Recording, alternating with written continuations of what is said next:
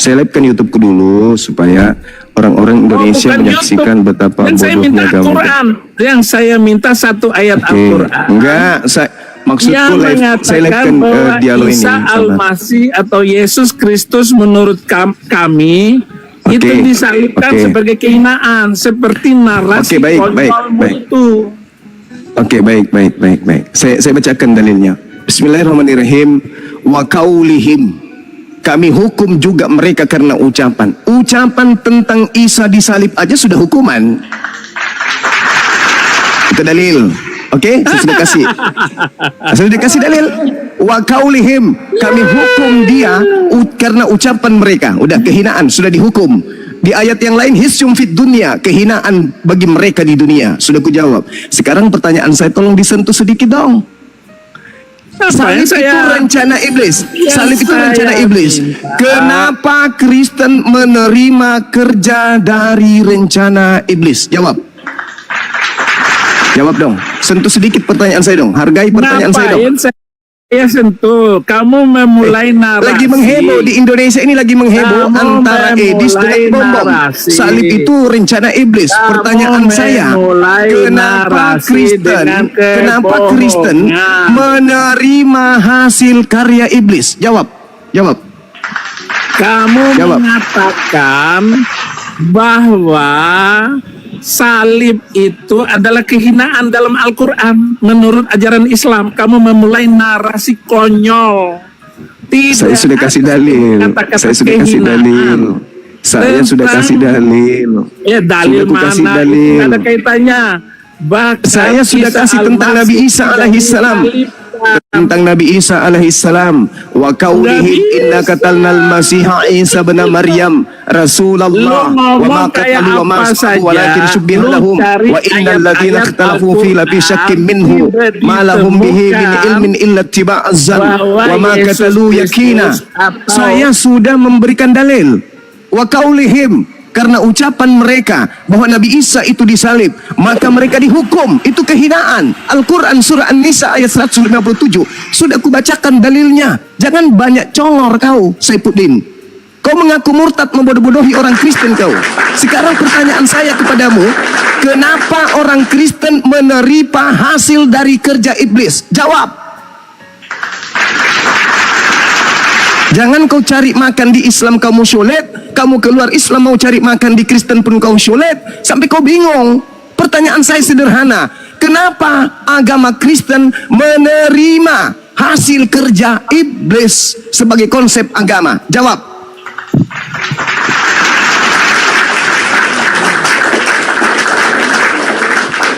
Framing manusia kotor ini, saudara-saudara, yaitu pengikut Nabi Filpedo. Nabi masih mau menghina, sementara agamamu itu adalah agama yang menerima ajaran iblis sampai selama-lamanya. Pertanyaan saya tolong disentuh. Kenapa agama Kristen menerima hasil dari kerja iblis? Kenapa Kristen menerima hasil kerja iblis? Kenapa? Kabur dia. Aduh, kabur Saifuddin. Bukan sebagai patokannya ilmu dan pemahaman dia, tetapi lebih mengedepankan framing gitu.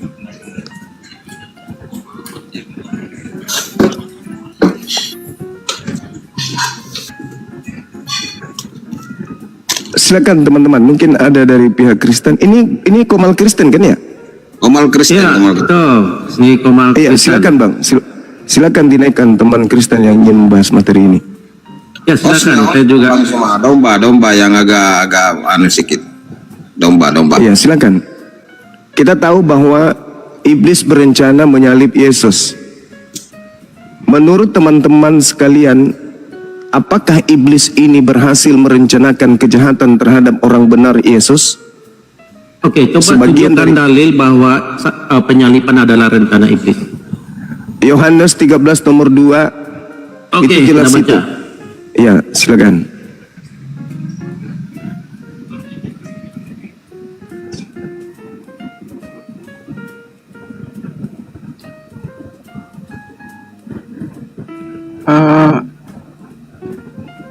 Izin turun dulu, host. Ya, silakan. Ya, selamat siang.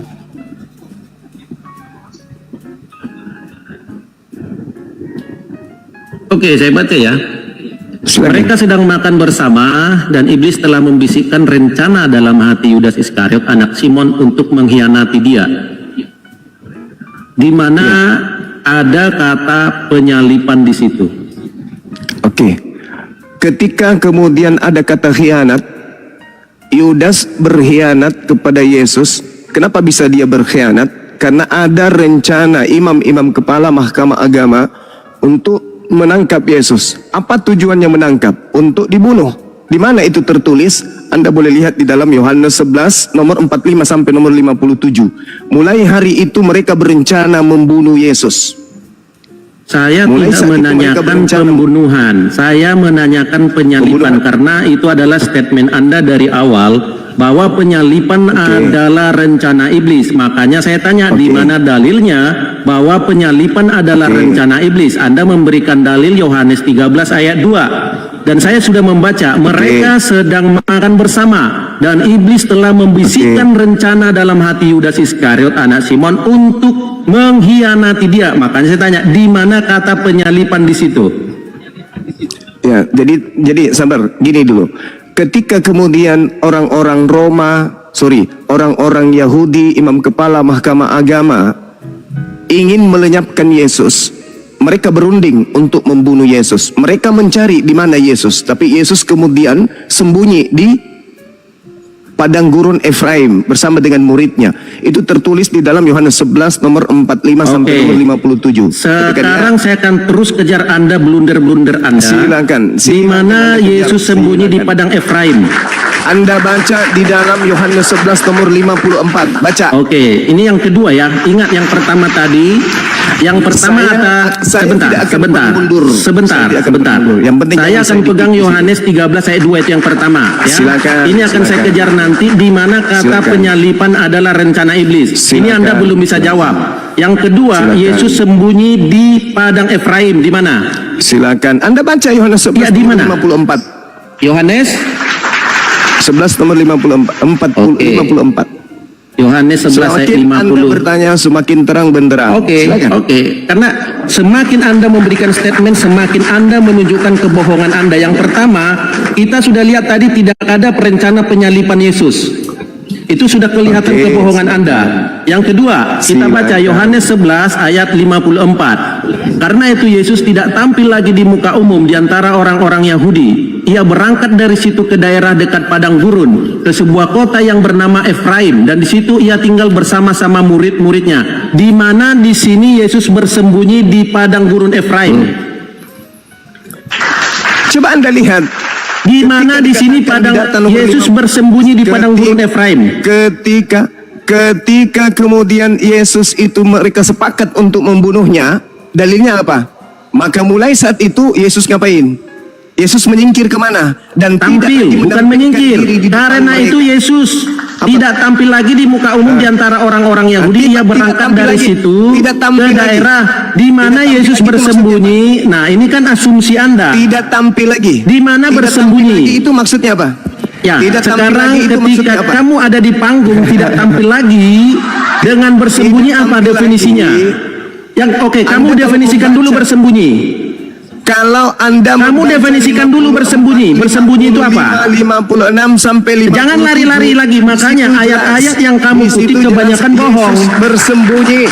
Yesus tidak. Saya sudah tunjukkan tadi ketika kamu berkata bahwa salib adalah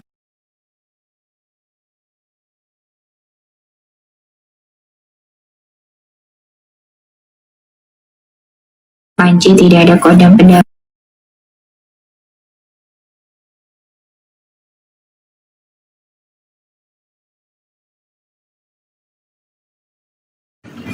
Kamu memang tidak ada kodam pendamping, namun saya lihat kamu orangnya sederhana, Desi.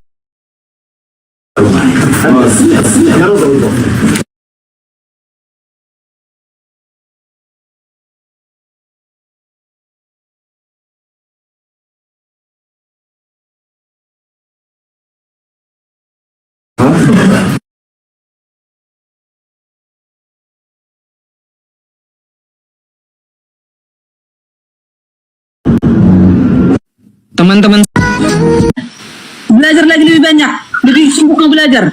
Kelotok sulit palak itu sampai penyok.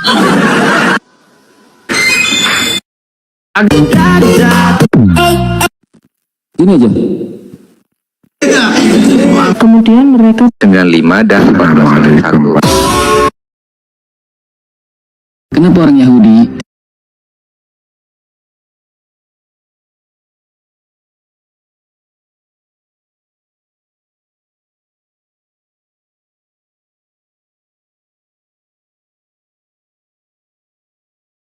dulu tuh yang masalah misionaris tuh kau tegur itu misionaris datang ke rumah. Saran saya cuma itu aja.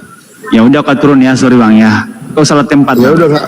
Ya, buang waktu Ya udah, bang, nggak nanti di apa-apa. bawah banyak tuh. Bang Greg, turunkan aja Lanjut. bang. Waalaikumsalam warahmatullahi wabarakatuh, teman-teman yang sudah hadir menyapa, sehat selalu semuanya, berkah selalu. Ki anak rantau siapa nih Oten di bawah. Teman-teman yang Islam sebentar ya, kita lagi cari Oten karena di atas penuh. Nah, anak rantau nih kayaknya Islam.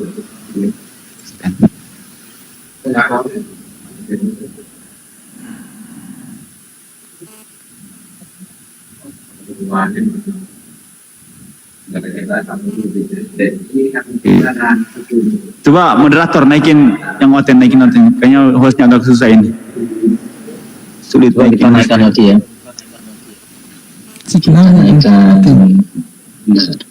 Itu sudah saya naikkan tapi kayaknya sih. Waalaikumsalam warahmatullahi wabarakatuh. Waalaikumsalam warahmatullahi teman-teman. Waalaikumsalam semuanya. Waalaikumsalam warahmatullahi wabarakatuh.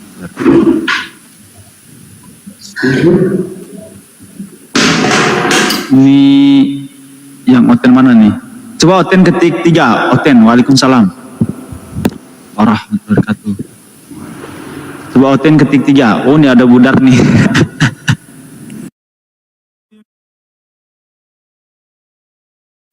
Begitu. Makanya sekarang kepenuhan Allah Tritunggal ada di dalam secara jasmania berdiam. Alam jadi enak gitu. Enggak, takutnya nanti bang, apa itu? Apa takut apa? Hitam.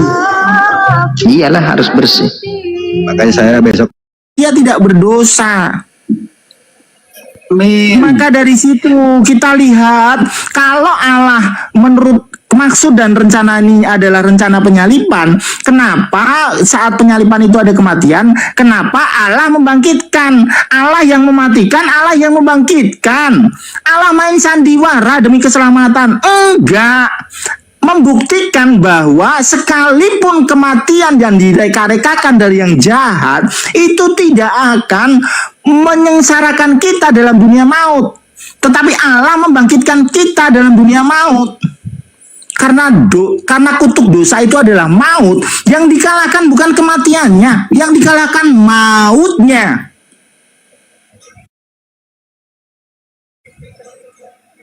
Ya. Kalau Allah mematikan, kok kejam sekali Allah. Di sini kalau rencananya adalah rencana penyalipan, ya berarti Allah berencana membun-bun. Sudah jelas begini, ayat 25-nya, ayat 25-nya sebentar teman-teman, saya berharap jangan diperpanjang lagi. Mau di framing bahwa itu rencana iblis, tapi faktanya kan Yesus itu bangkit. Ya, dia itu memberikan nyawanya dan mengambilnya kembali karena dia sebagai Allah, maka dikutukan Allah membangkitkan karena Yesus itu adalah naturnya ya sebagai Allah ya dalam keesaan yaitu Sang Firman itu membangkitkan dirinya ya sehingga dia hidup begitu. Yang penting itu kehidupan bukan kemetongannya. Jadi teman-teman jangan mau digeserkan untuk ribut soal ini ya, apakah itu rencana iblis atau rencana Bapa? Kalau begitu rencana iblis dong, tapi buktinya kan bangkit. Betul nggak teman-teman? Buktinya kan bangkit. Dan kebangkitan itulah yang tidak dimiliki oleh sebelah. Begitu teman-teman. Ya, mau framing itu rencana iblis. Sebentar teman-teman, ya sama-sama. Teman-teman, walaupun itu di framing itu rencana iblis, tapi faktanya Yesus itu bangkit dan itulah kemenangan, teman-teman. Ya, Jadi jangan pernah mau diadu domba sama si Ucup ya. juga Pak untuk pengertian penyalipan Iya, itu sangat penting. benar. Sudah saya Tapi jelaskan jangan semua. sampai kita jadi kubu-kubuan. Gini maksud saya. Penting iya, tapi jangan sampai kita kubu-kubuan. Gitu maksud saya. Ini Ya, yang jadi- saya suka. Jadi gara-gara ini jadi kubu-kubuan kan. Ya, tidak ada. Kalau saya pribadi, Prof ya, Pak Jason ya, saya pribadi tidak mau istilahnya kubu mengubu. Ya, tidak ada. Ya, komitmen awal buka ruang memberitakan Injil. Oke, ini Juma Asli ini. Selamat siang Bang Juma. Siang, saudara Ya. Golden. Ya. Siapa ini? Saudara Dehen. Ya, Ya. ini tema menarik ini. Ya. Oke. Ya, silakan. Saya Bang. boleh bernarasi? Oke, baik. Jadi kalau saya membaca di dalam Bible ya, terkait dengan orang-orang yang ingin membunuh Yesus itu, semuanya berada di kubu iblis. Bahkan Yesus mengatakan, iblislah yang menjadi bapakmu, dan kamu mau melakukan keinginan bapakmu. Orang yang Yesus katakan iblis bapakmu itu orang yang ngapain? Orang yang ingin membunuhnya. Yohanes 8:37 sampai nomor 44. Mereka datang ingin membunuh Yesus. Yesus mengatakan, kenapa kau ingin membunuhku? Karena iblislah yang menjadi bapakmu. Berarti keinginan iblis adalah membunuh Yesus. Endingnya penyaliban. Berarti penyaliban ini adalah keinginan iblis. Berarti salib cukup, Bang Zuma. adalah karya iblis. Begitu, silakan. Oke, saya akan menjawabnya karena dia adalah lawan diskusi saya ya. Sering jadi lawan diskusi saya. Izin teman-teman ya. Oke, Bang Zuma. Ya, silakan, Bang. Apakah Kristus dibangkitkan? Di Kristus itu bangkit atau enggak? Kalau terkait dengan Sebentar Pak, kebangkitan jangan terbawa itu narasi Pak. cerita yang berbeda. Tenang. Sebentar Bang Zuma, maaf Saya saya potong. harus tahu endingnya dulu. Tenang Pak. Iya, memang harus. Itu bernarasi, bebas. Bang Golden. Tenang. Mohon Jangan izin, terbawa Bang narasi Golden. Anda sendiri. Pak Prof, Iya, jangan terbawa narasi Anda sendiri ketika Zuma datang ke sini. Enggak, tenang Bang Golden Man. Kita percaya kepada Tuhan. Tenang Bang Golden, tenang. Ini saya nih. Iya, percayakan kepada saudara. Ini profesor, percayakan kepada Bang profesor. Golden, tenang. Ya. Kalau Tuhan mengendaki ya, tenang ya. Gini, Bang Zuma. Kristus dibangkitkan enggak? Kan Bang Zuma itu memakai dalil-dalil dari Alkitab atau dari PB. Karena ini kan ranah Kristen. Bang Zuma membaca kalau Kristus itu dibangkitkan atau tidak? Iya, memang Kristus dibangkitkan, betul. Amin. Saya percaya itu. Amin. Iya. Amin. Karena Teman-teman Yesus catat ya, memang Bang Zuma mengatakan- percaya Kristus bangkit. percaya bahwa Iya. Kristus dibangkitkan. Oke. Amin. Iya, Itu yang betul. penting endingnya. Kristus percaya. Bang Zuma Kalau gitu percaya jangan Kristus dibahas bangkit. lagi. Prof, Oke, nggak usah jadi- dibahas tentang jadi, penyalibannya. kenapa Tadi Kristus seperti itu narasi. bangkit? Teman-teman rekamannya Kenapa ya, sebarkan Kristus ya, itu Bang Zuma bangkit? percaya Kristus itu bangkit ya. Terima kasih Bang Zuma. Kenapa Kristus bernarasi ya? Kenapa? Nggak apa-apa. Tenang. Kenapa Kristus itu bangkit? Teman-teman satu-satu ya teman-teman. Jangan panik, santai. Ya, satu-satu ya teman-teman. Kenapa Kristus itu bangkit? Karena Yesus sudah menubuatkan iblis akan keluar dari tanah. Itu kata Yesus. Bunga di mana? Maka Itu, Bang iblis Zuma. keluar.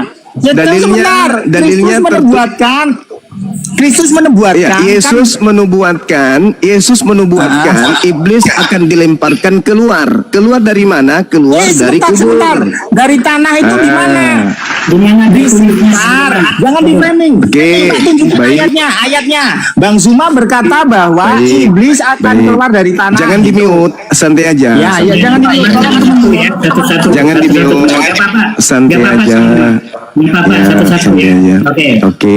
Lanjut. Coba Anda lihat dulu di dalam kitab Yesaya 14 nomor 13 Yesaya sampai nomor 14. 15. Yesaya 14 ya, Yesaya Ya. 14. Kita buka Yesaya Ya, 14. dibuka dan dibaca. Yesaya 14 ayat berapa?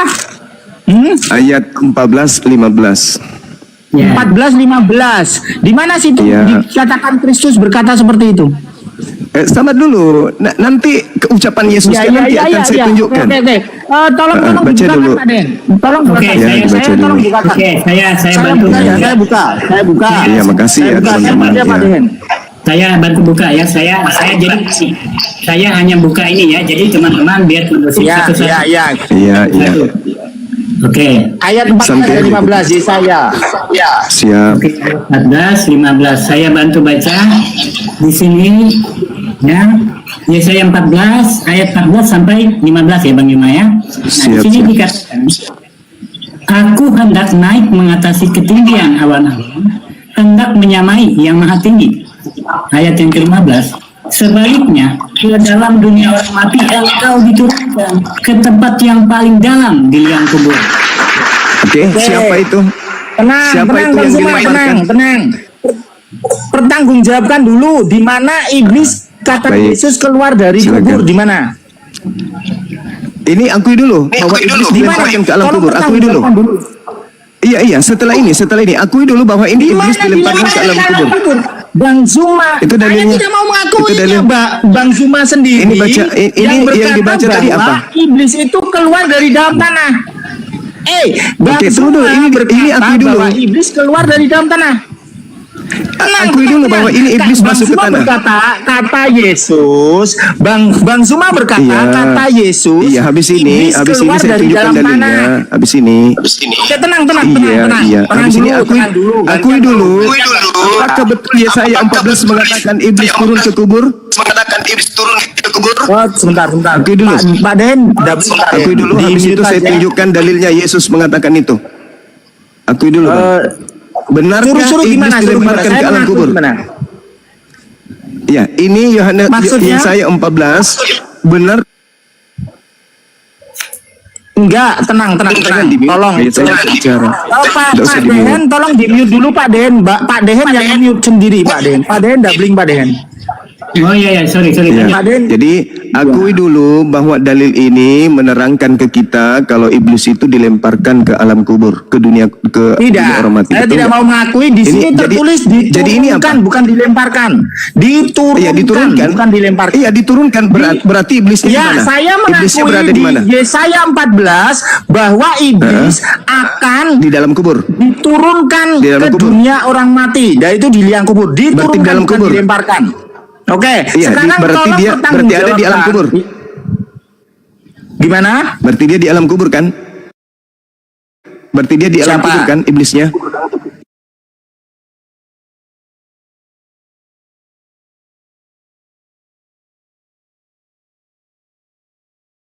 Kalau kamu berbicara bahwa alam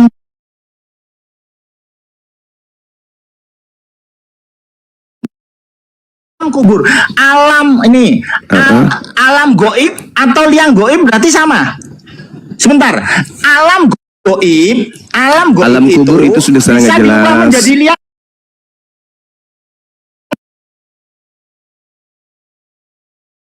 Bentar lagi intinya di situ di liang kubur. Liang, Di liang jadi kubur menurut tertulis Anda, nggak? liang Iya, itu terus alam. poinnya apa Juma? Poinmu apa sih dari sini? Oke. Ya, iblisnya Setelah ada di kamu liang kubur menunjukkan kan? Ini kan. Tolong tunjukkan saya dalil bahwa Yesus berkata iblis akan keluar dari alam kubur. Oke, baik. Sekarang Dari Anda dalam baca tanah, Yohanes kan kamu bilang seperti itu kan? 12:31. Iya. Yohanes 12:31 Anda sudah tolong akui bukakan, bahwa Pak. iblisnya di dalam tanah. Yohanes 12 nomor ya, kamu tadi bilang 31. bahwa iblis akan keluar dari dalam tanah. Nah, Yohanes berapa? Kita buka Iya. sama-sama ya. Yohanes 12:31, Bang. 12 12 nomor 31. nomor 31. Yohanes 12 ayat 31. Yuk. Ya. Ini kalimatnya keluar dari kubur tadi ya. Sebentar. Ya.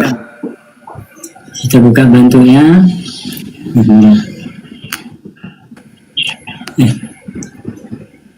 Nih, itu ya.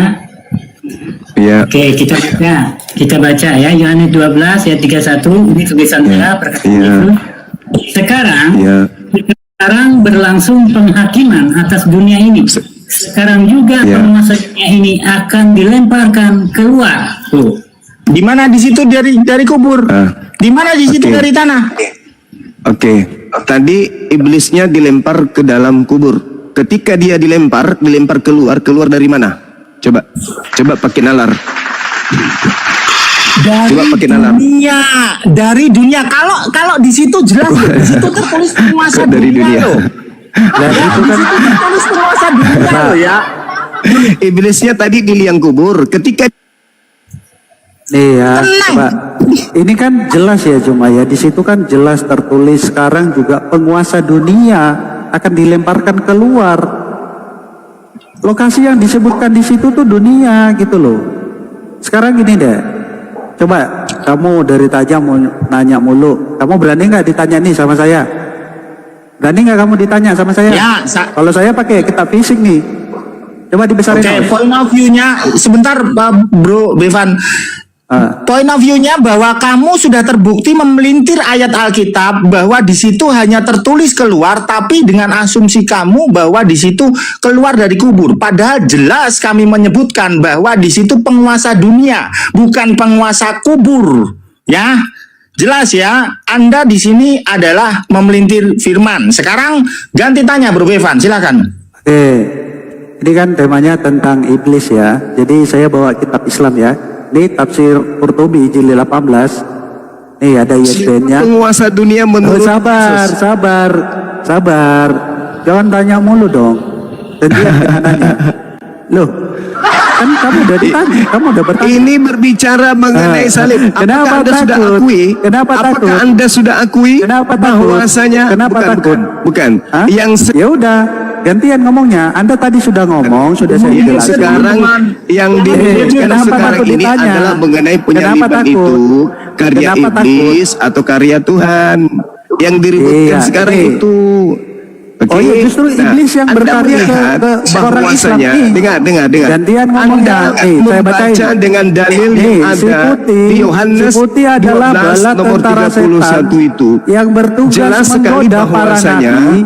Dialah yang datang ke Muhammad. Dilemparkan keluar. Iblis dilemparkan harusnya keluar dari kalian mana? Berterima kasih kepada si putih, bala tentara setan yang datang ke Muhammad dalam bentuk Jibril. Ya, guna menyampaikan bisikan-bisikan kepada beliau dalam bentuk wahyu. Iblis dilemparkan dari Sebentar. Ini yang datang Pak ke Den, tolong Muhammad. dicabut semua moderatornya Pak Den. Ini Pak Den, tolong dicabut dulu semua moderatornya. menurut Yesus ini tertulis dari mana? Ini tertulis Aku dulu. Iblis dilemparkan dari mana? Ayo. Hei. Ini Dari mana-mana. Iblis kenapa kamu takut ditanya? Aku ditanya. Nabimu didatangi sama siapa? Iblis dilempar Sama si keluar putih. dari mana? Siapa si putih? Teman-teman, Iblis dilempar keluar dari mana? Itu dulu selesaikan. Lo udah dijawab, dilemparkan dari dunia, udah jelas. Nih, teman-teman, kasih datanya. Yang dimaksud Kasih datanya. Ini udah jelas. Ayo. Ini saya jawab kamu ya. Sekarang saya jawab kamu. Kamu diam. Nih. Yohanes 12 ayat 31 yang kamu bilang. Sekarang berlangsung penghakiman di atas dunia. Paham ya dunia ya? Sekarang juga penguasa di mana nih? Dunia akan dilemparkan keluar dari mana? Keluar dunia. Keluar dunia. Di mana tadi? Dunia yang dimaksud di sini bumi atau bukan? Ini dunia. Sekarang kamu jawab. Iblisnya dilemparkan Muhammad didatangi sama si putih, dikasih wahyu. Jelasin. Tunggu. Jelasin. Oh, nanya mulu.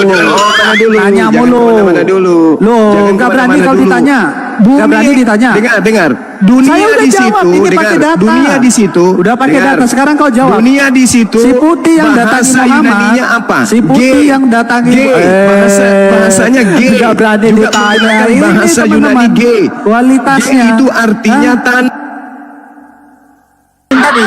Ada yang ngurungin moderator, nggak apa-apa moderator ya. Selama masih bisa diatasi, jangan diturunin.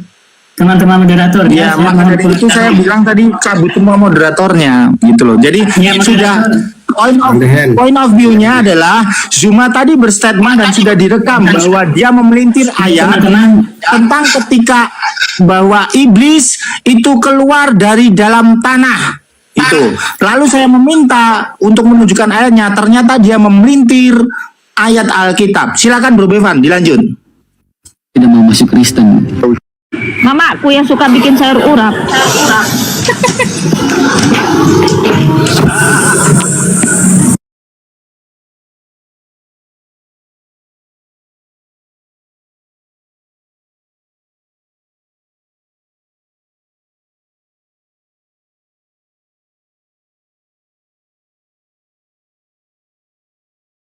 Orang ke surga Aku Yesus adalah yang bukan? awal dan yang akhir katanya. Sebentar, Dia Tuhan. sebentar, yang menentukan orang untuk masuk ke surga Yesus.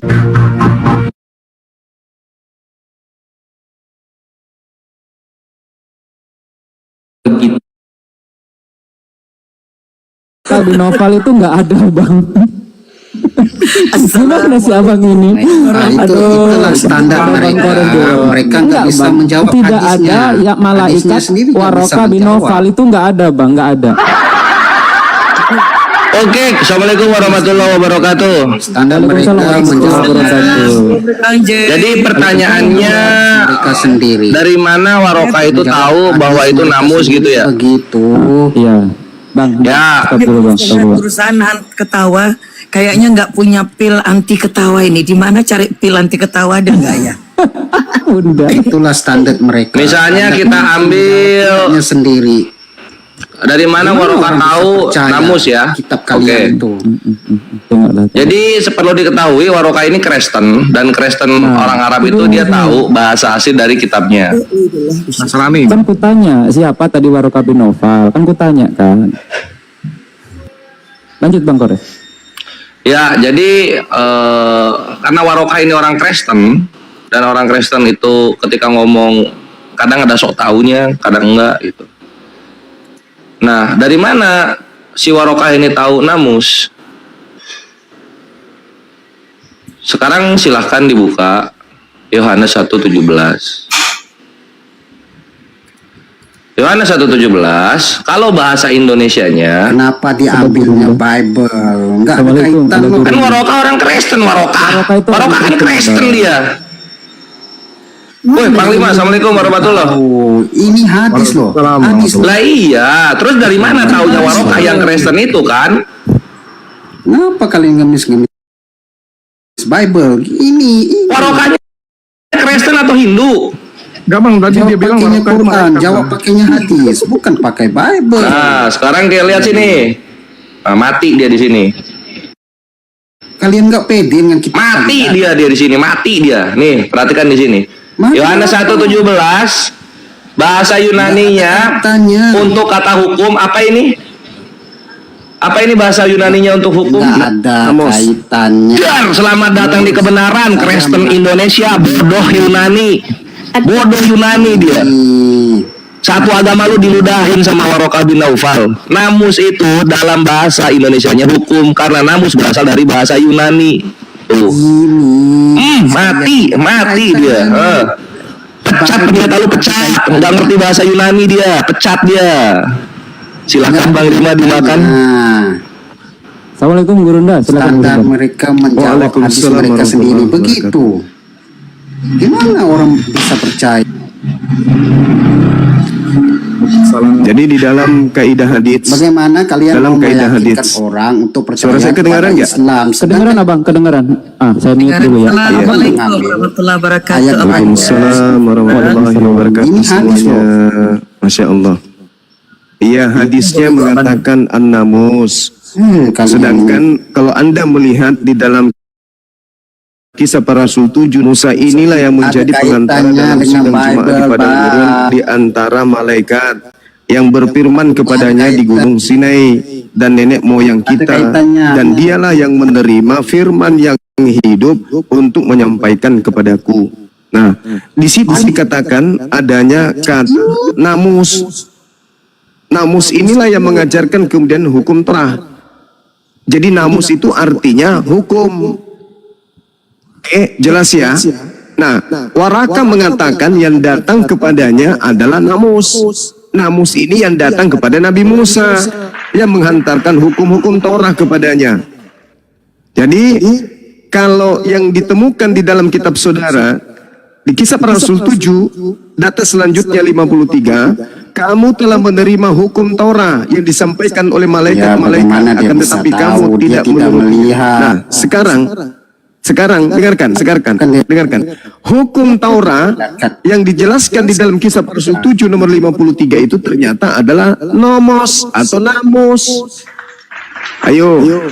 Dan yang datang kepada Nabi Musa itu adalah namus. Yang datang kepada Nabi Muhammad juga namus. Sama-sama membawa hukum. Selesai. Oke? Anda lihat lagi. Kita kasih referensi lagi. Di dalam Ulangan 4 nomor 44 dalam bahasa Ibrani. Pesot hatora nomos. Asero sam Mose lefnei bnei Israel. Dalam bahasa Yunani, autos tonomos hon repeto Moses enepion homin Israel. Jelas itu. Di dalam Bukhari 3141 yang Anda bawa itu, di situ ada tertulis faqala waraka hanamus. Waraka berkatakan hanamus. Musa mengatakan di dalam Pesot diterangkan dalam Ulangan 4 nomor 44. Pesot hatora namus. Torah namus. Kemudian dalam Yunaninya autos honomos. Falaka waraka hanamus. Berarti yang datang kepada Nabi Musa adalah namus, yang datang kepada Nabi Muhammad adalah namus. Sama. Dah, selesai. Belum tikar. Oke, sudah ya. Jadi kafe sampai ibadahnya. Dah. Udah ya. Dah. Bagaimana mungkin dia bisa tahu itu namus sedangkan dia tidak melihat? Sedangkan Muhammad dia itu ahli kitab. Tidak tahu siapa yang dia ahli jumpa. kitab. Di dalam dia itu ahli kitab. itu. Sekarang bukan di situ permasalahannya. Permasalahannya bukan di situ. Mana itu? Permasalahannya bukan di situ. Anda akui tidak bahwa yang tertulis. Masalahnya Warka bin Nawfal nggak tahu. Sekarang anda akui tidak. Lebih parah kalau Anda yang melek mata, Anda tidak tahu. Waraka tidak tahu, buta. Maklum, Anda buta kak? Enggak kan? Sekarang permasalahannya adalah di Kisah Para Rasul 53, di situ yang mengajarkan Torah adalah namus.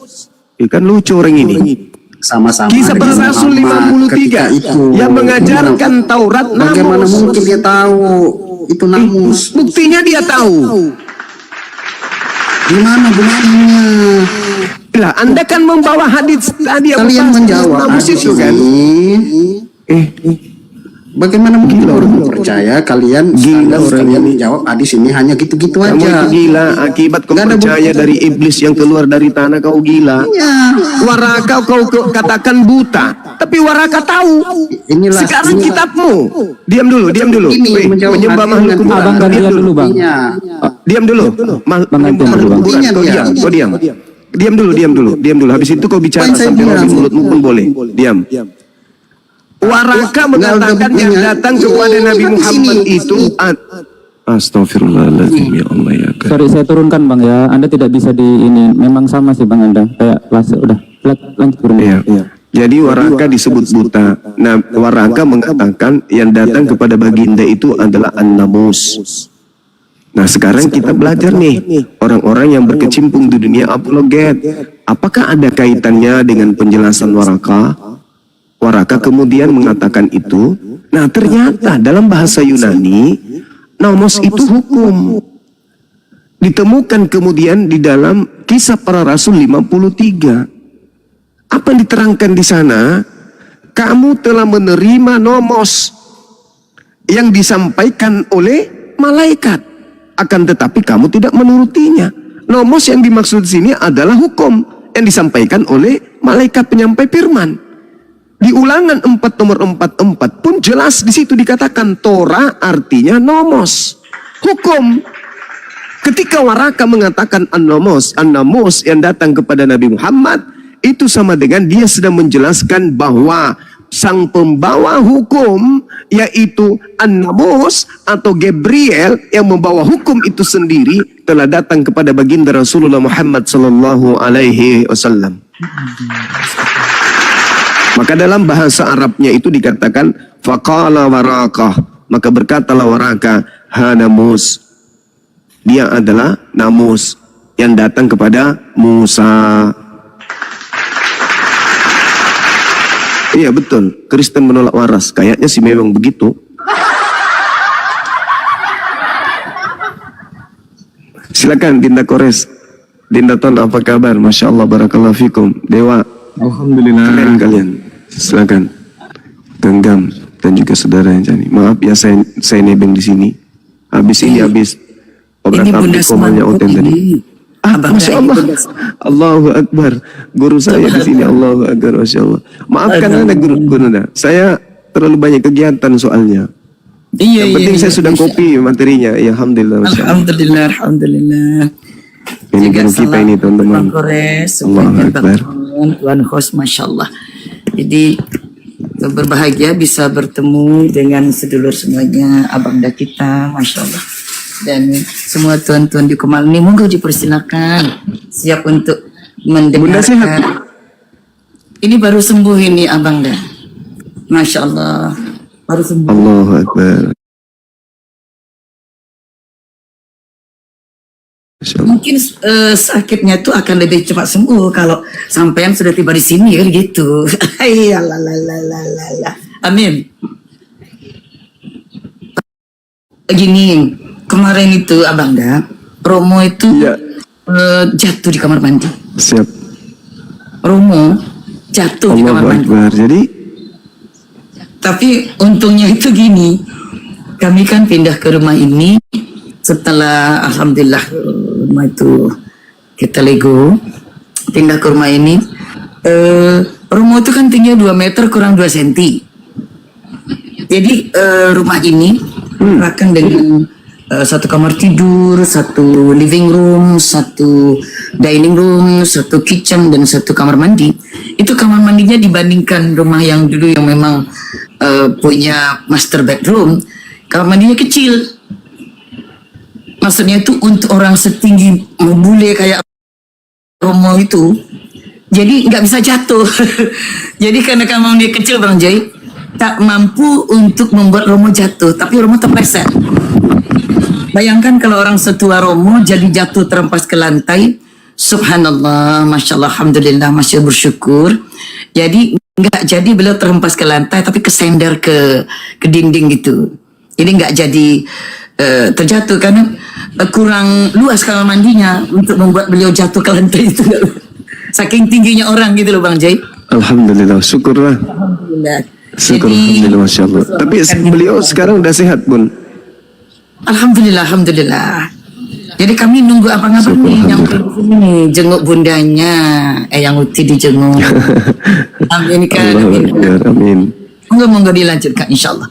Nanti saya Iya, iya. Sebenarnya saya juga lagi sakit ini, Bun. Allah Karim, Allah ya Karim. Sakit karena di-kick dari Komang Oten barusan. Assalamualaikum warahmatullahi wabarakatuh. Waalaikumsalam warahmatullahi wabarakatuh dan semuanya. Kepleset saya. Di-kick turun. Aduh. Kepleset. Ya itulah. Iya. Kesleo jadinya. Tapi nggak apa-apa lah, otak mereka semua ku buat meleleh berdarah. Mantap Panglima. Oh Jay, full. Mana gimana terhitung mau naik ini? Iya makanya banyak kali yang mau naik ini. Ini enggak aku turun. Lanjut turun. Saya sapa kamu dulu ya. Kak John Chani ini Kristen atau Muslim? Alhamdulillah aku Muslim Bang. Assalamualaikum. Waalaikumsalam warahmatullahi wabarakatuh. Ya kawan-kawan izin ya untuk bantu tap-tap layarnya dan juga di posting ulang, dan untuk kawan-kawan Kristen silahkan kalau mau berdiskusi dengan baik menggunakan akal Anda di Komal ini tidak akan mungkin diturunkan. Itu dia. Iya, iya. Tadi Saifuddin Abraha juga kabur. Iya, tadi saya lihat di bawah. Kabur dia. Dia ada dayanya hancur.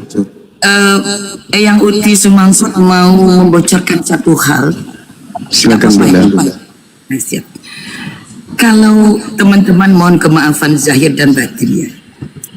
Dalam kekristenan ada juga yang disebut tafsir. Tapi tentu sebagai muslim kita akan mau bilang tafsir. Dibesari. Namanya komentar, teman-teman.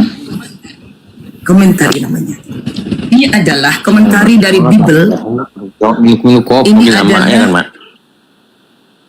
Bible yang pertama kali diterjemahkan di luar bahasa restu Romawi. Bukan Latin, bukan Yunani, tapi bahasa Inggris. Pelakunya bernama seorang bishop. Jadi pimpinan para pastor itu namanya bishop.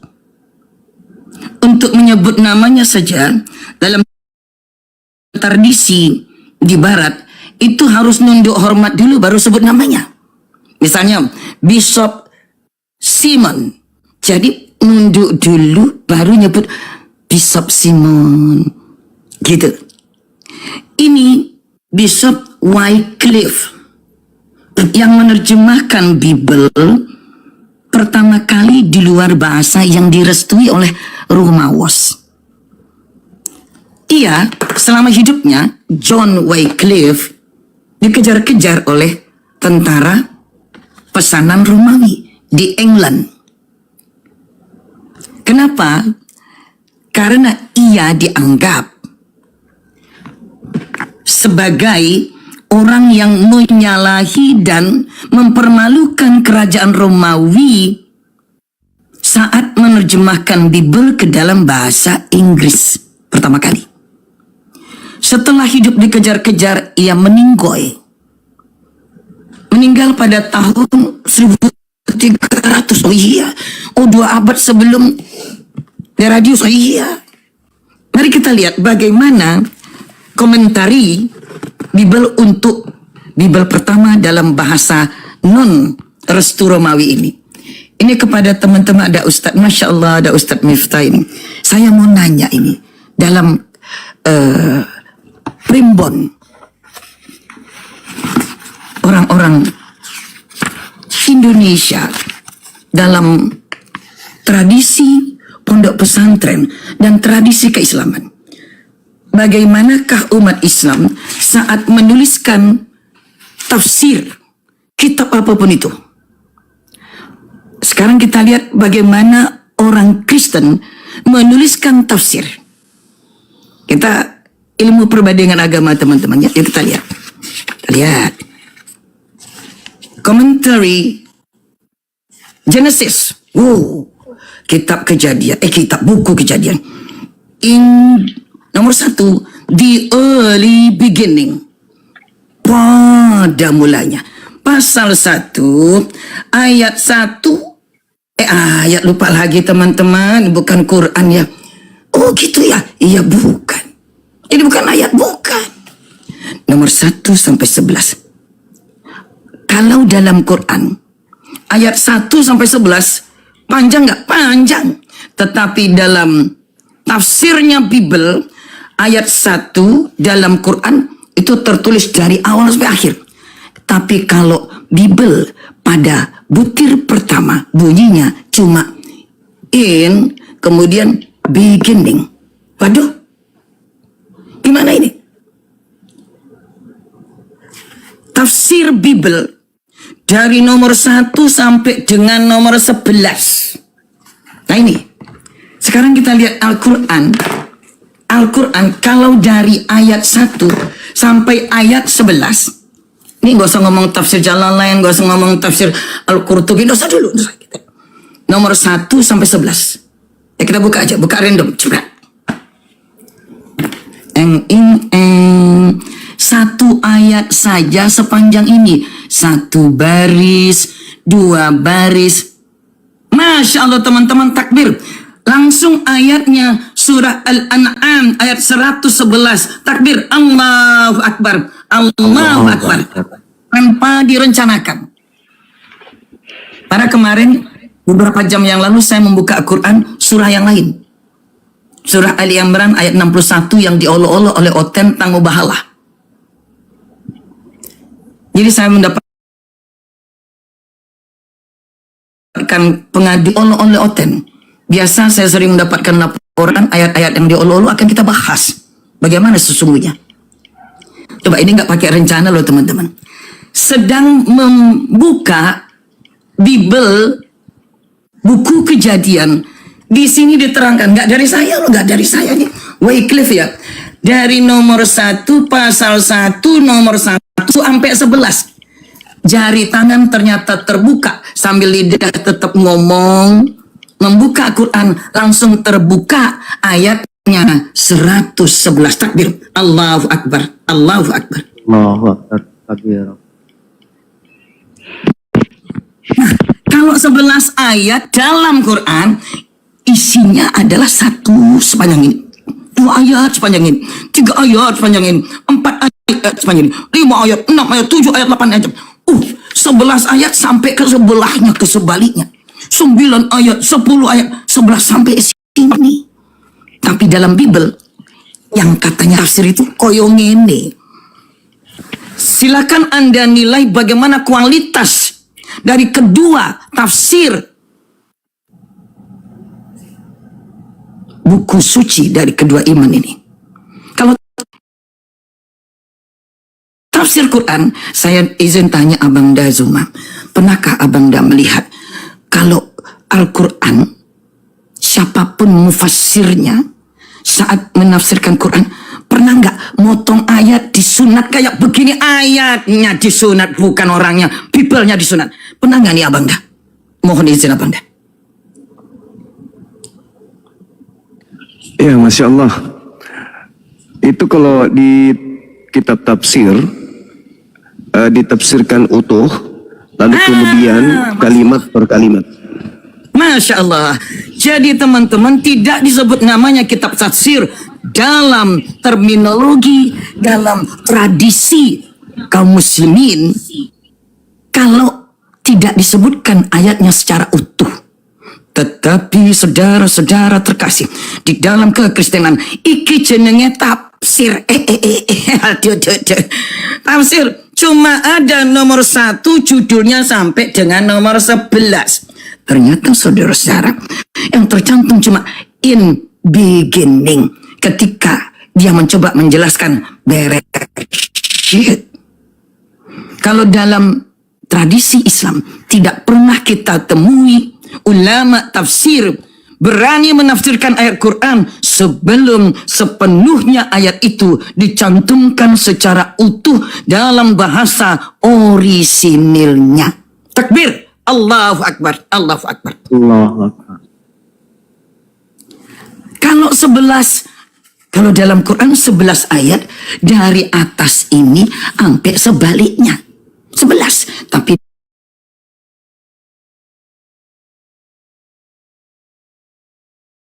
gini, wes ngomongnya, judulnya adalah pada pasal 1 nomor 1 sampai dengan 11. Tapi disunat. Bukan kami yang mempunyai tradisi menyunat-nyunat ayat. Kalianlah yang mempunyai tradisi itu. Manusianya tidak disunat, Bible-nya yang disunat. Subhanallah. Allahu Akbar. Begini kalian mencoba untuk mendebat teman-teman debater. Jangankan Bang Zuma, Bang Kores aja kalian kelenger. Jangankan begitu, Ustadz Miftah aja kalian pengen. Abang Dewa aja kalian langsung kelepek-kelepek. Kan begitu teman-teman. Ini nggak dari saya loh, nggak. Ini mahal teman-teman, mahal teman-teman kan. Ayo kita tes. Ya, izin Bunda, ada tamu Bunda, ada Kristen. Ya, silakan Bu Masa, mungkin mau didiskusikan dengan Bunda atau dengan Bunda. Silakan. Oke. Jadi ada 2 aspek. Satunya pegawai surga gitu kan? Salah. Diam dulu. Silakan abang kami, silakan. Ada 2 aspek di dalam menyebut sesuatu. Aspek jabatan dan aspek pangkat atau gelar. Jadi tanpa menyebut apa wujudnya. Contoh, saya disebut sarjana. Saya orang sarjana. Karena saya duduk dalam suatu jabatan, maka disebut saya seorang direktur, kan itu kan. Nah, jadi di dalam memandang pejabat negara misalnya, tanpa tahu kita siapa namanya, maka dia disebut contoh gubernur. Nah, dia bisa gubernur pasti karena ada ilmunya, misalnya profesor atau sarjana, maka disebut dia seorang profesor dan seorang gubernur. Sama halnya untuk para pejabat surga, para pencipta dunia, ya, mereka disebut pangkatnya yang sangat ajaib, atau yang Allah, atau yang ilah, atau yang dewa, atau yang teos, atau yang Elohim. Juga kalau dari aspek jabatan, mereka disebut maha pemimpin, maha penguasa, maha suci. Nah, dan kata lain disebut dengan Tuhan. Jadi setiap pejabat negara disapa dengan Tuan atau dewa atau yang pintar. Setiap pejabat surga disapa dengan Mahadewa dan Mahatuan, atau Mahadewa atau Allah atau ilah atau teos dan seterusnya. Itu namanya gelar atau pangkat atau kemampuan. Ini manggil saya ya Bang ya, manggil saya Kemudian, Bang. Kalau pejabat neraka ada nggak Bang? Artinya maha pemimpin. Pejabat neraka. Ya, biar Bang Dewa, Gurunda izin makan siang dulu, biar Bang Dewa dulu yang hadapin kakek gue masak ya, silakan. Ya, kawan-kawan dikencangkan kata layarnya. Nggak ada guna ini. Silakan. Nggak ada guna. Dewa cuma mau masak. Sebutkan bagaimana kalian menyapa ya. Allah itu. Bang Juma monitor nggak? Bang Juma. Sebentar gue masak. Dewa izin sebelum ada pekerjaan ya Pak. Lagi makan siang, Gurunda lagi makan siang, izin makan siang. Udah barusan WA aja. Bang Juma. Lagi makan siang, lagi makan siang. Izin lagi barusan udah WA aja. Baik. Lanjut aja. Ini mah handuk basah ini, nggak jelas nih orang. Oh, kirain mau hadapin gue masak dulu.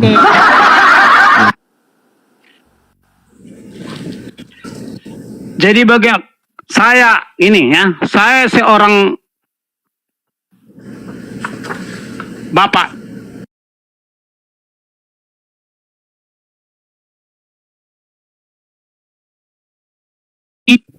Kemuliaan di mata anak saya, maka saya nggak pernah dipanggil orang tua saya dengan gumasak atau minta uangmu gumasak katanya. Tapi saya dipanggil Pak, minta uangmu. Kalau anak saya, atau kalau misalnya kemenakan saya dipanggil tulang, minta uangmu. Nggak pernah disebut nama saya, karena saya seorang yang memiliki kemuliaan. Jadi orang yang mulia itu nggak pernah disebut namanya. Suka-sukamu lagu masa. Jadi ada yang mau kau tanyakan. Iya. Atau aku boleh tanya aku harus boleh tanya aku. Ya gampang aja sebetulnya Bang J. Ya gampang aja. Ya, kalau memang Bang Gumasak mengatakan bahwa yang mulia itu tidak pernah disebutkan namanya, oke, maka berarti Yesus dianggap tidak mulia karena kalian gampang sekali menyebutkan namanya. Yesus bukan nama, itu panggilan. Yesus bukan nama, panggilan. Bedakan panggilan. Nama panggilan saya Bapak. Nah ini kalau juara ngarang ini maaf Bang Gumasak, sampai yang dari tadi ngomong nggak tentu arah, tidak ada literasi. Dan memang watak kamu tuh begitu abangku. Dari dulu kalau bicara ngarangnya minta ampun. Sesama Kristen aja nggak mempunyai konsep kayak sampean. Semua narasi saya ini ada. Nah, kan gitu abang kami ya. Jadi kalau abang mengatakan ada pejabat, pejibut, segala macam, dari mulutnya sendiri saudara-saudara teman-teman semuanya mengatakan bahwa yang disebutkan nama itu berarti nggak ada harganya, tidak berharga. Bukankah teman-teman kekristenan yang berani dengan lantang menyebutkan nama Yesus tanpa memberikan Yesus bukan nama kawan. Paham? Yesus bukan nama. Kalau mau muntah jangan di sini Bang Gumas. Sabar, kalau mau muntah nenek-nenek pun kau. Rupanya kau nenek-nenek. Ya memang nenek-nenek. Memang. Kenapa?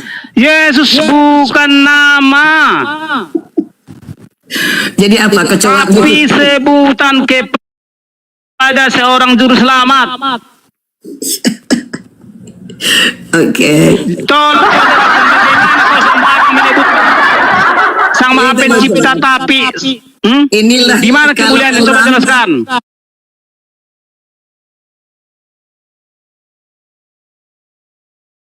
Kalau di dalam Islam siapa begitu membuka Al-Quran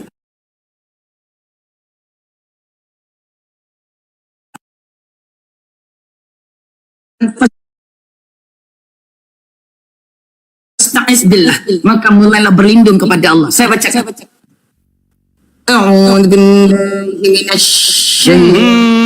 Gak bisa, makanya dikumpul muslim yang kasaraya tak mampu sama saya. Tutupkan mic-nya. Teman-teman, tutup mic.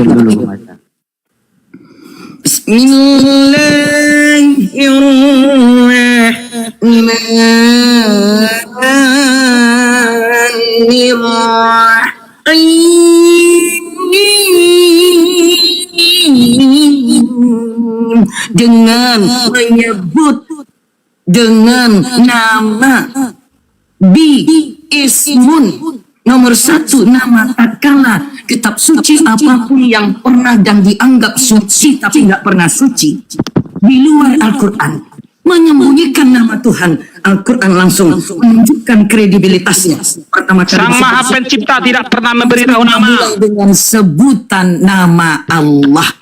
Terjawab Sang Maha Pencipta. Jangan ngawur. Sang Maha Pencipta tidak pernah memberitahu nama. Surah Bang Gumasa, kalau sampean mau muntah tuh jangan di sini. Aduh, gimana? Sang Maha Pencipta tidak pernah memberitahu nama. Sebab sampean kalau ya berarti sampean lebih hebat dari Sang Maha Pencipta. Sampean punya nama. Melanggar, yuk melanggar. Ayo, tepuk tangan. Yang melanggar tepuk tangan. Teman-teman. Diberikan kepada Pastor sampean punya nama. Sabar. Pastor sampean punya nama. Ibu sampean punya nama. Melanggar semua lebih hebat dari Tuhan. Tuhannya aja nggak ada nama. Udah, Bang Gumasa, mulai besok Anda robek akte kelahiran sampean karena ada namanya. Sebab Anda telah melanggar lebih hebat dari Tuhan Anda. Sudah. Mulai besok. Ini orang gila ini. Mulai besok, Bang. Umumkan kepada seluruh umat Kristen di Indonesia dan di dunia untuk merobek akte kelahirannya karena melanggar lebih hebat dari Tuhannya. Tuhannya nggak ada nama kan? Loh, kok kamu punya nama gimana sih? Izin ya Bunda ya, itu ternyata dokter-dokter di bawah minta diturunkan karena ternyata pasien ODGJ-nya itu naik ke atas katanya begitu. Jadi mohon maaf Bunda, mohon maaf Bunda. Jadi terpaksa saya harus menurunkan pasien ODGJ. Silakan kawan-kawan dijemput paksa menggunakan troli atau apalah itu. Astagfirullahaladzim. Jadi teman-teman, dengan ini saya ingin mengumumkan kepada teman-teman seluruh kekristenan di muka bumi, tidak hanya di Indonesia. Mulai besok pagi, Anda tidak berhak memakai nama. Karena menurut Gumasa dan banyak pastor dan pendeta di Indonesia, Tuhannya nggak duwe nomo. Tidak punya nama. Kalian melampaui, melebih-lebihi daripada Tuhan kalian yang nggak ada namanya itu. Tuhan nggak punya nama, berarti sama dengan sama saja dengan Nazaret, Nasrani. Apa itu Nazaret? Apa itu Nazaret? Ya, anak betua Kristen atau Muslim dibuka mute-nya, silakan. Anak betua. Iya teman-teman, bangga. Tidak saja Tuhannya tidak punya nama. Teman-teman, ini nasib parah betul. Nasib miskin betul lah teman-teman kekristenan ini. Sangat menyedihkan. Kenapa? Prihatin. Jangankan kitab sucinya tak ada nama. Ketika ditemukan, nggak ada pakai nama. Nggak ada pakai nama. Tunggu 2 abad baru punya nama. Templokkan nama. Templokkan nama lagi. Oke, izin dulu ya. Oke, selamat siang. Abang jawaban pasti, izin dulu. Saya kasih tahu dulu. Saya tahu Anda salah satu pasien ODGJ dari netizen juga. Kalau Anda mau bertanya, silahkan Anda bergantian. Jangan ngomong sendiri. Kalau Anda ngomong sendiri, buka komal sendiri, ngomong sendiri, jawab sendiri. Oke? Nah, seperti itu. Oke, silahkan. Sebelumnya saya intermezzo dulu. Silahkan Anda bertanya. Nah, oke. Saya mute dulu. Saya kasih tahu dulu aba-abanya. Silahkan Anda bertanya. Kalian ini kok. Baik, silahkan Anda ke gereja dan sholat tempat pendeta. Baik, silahkan Bunda, silahkan lanjut. Lanjut aja Bunda, kita mau kajian aja Bunda, nggak apa-apa. Silahkan Bunda. Jadi teman-teman, saya kan jarang-jarang untuk mampir ya teman-teman. Tapi apa yang menjadi perkembangan terkini, karena saya adalah salah satu dari murid Profesor Bar Erman, di mana kelas-kelas beliau itu kami ikuti dan terus mendapatkan email dari timnya beliau.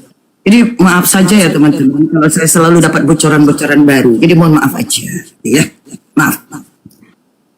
Tadi itu kita tunjukkan bahwa kelas dalam menyusun tafsir itu jauh. Kalau kekristenan dalam membuat tafsir, kita buka tadi buku tafsirnya atau komentarinya, bahasa Inggrisnya commentary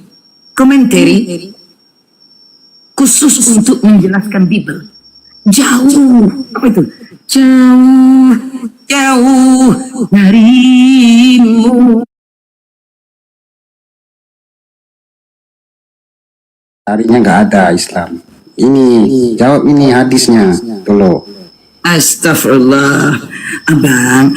Komentari di dalam Islam namanya tafsir. Enggak ada tafsir. Ini hadis ini. Lain. Apakah benar? Ada tafsir namanya Imam Qurtubi. Ada tafsir. Ya naik komal. Ibnu Katsir.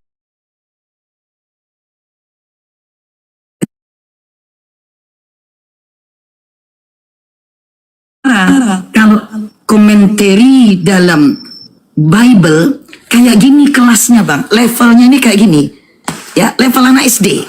Iya. Padahal yang nulis ini PhD semua ini. Nih, salah.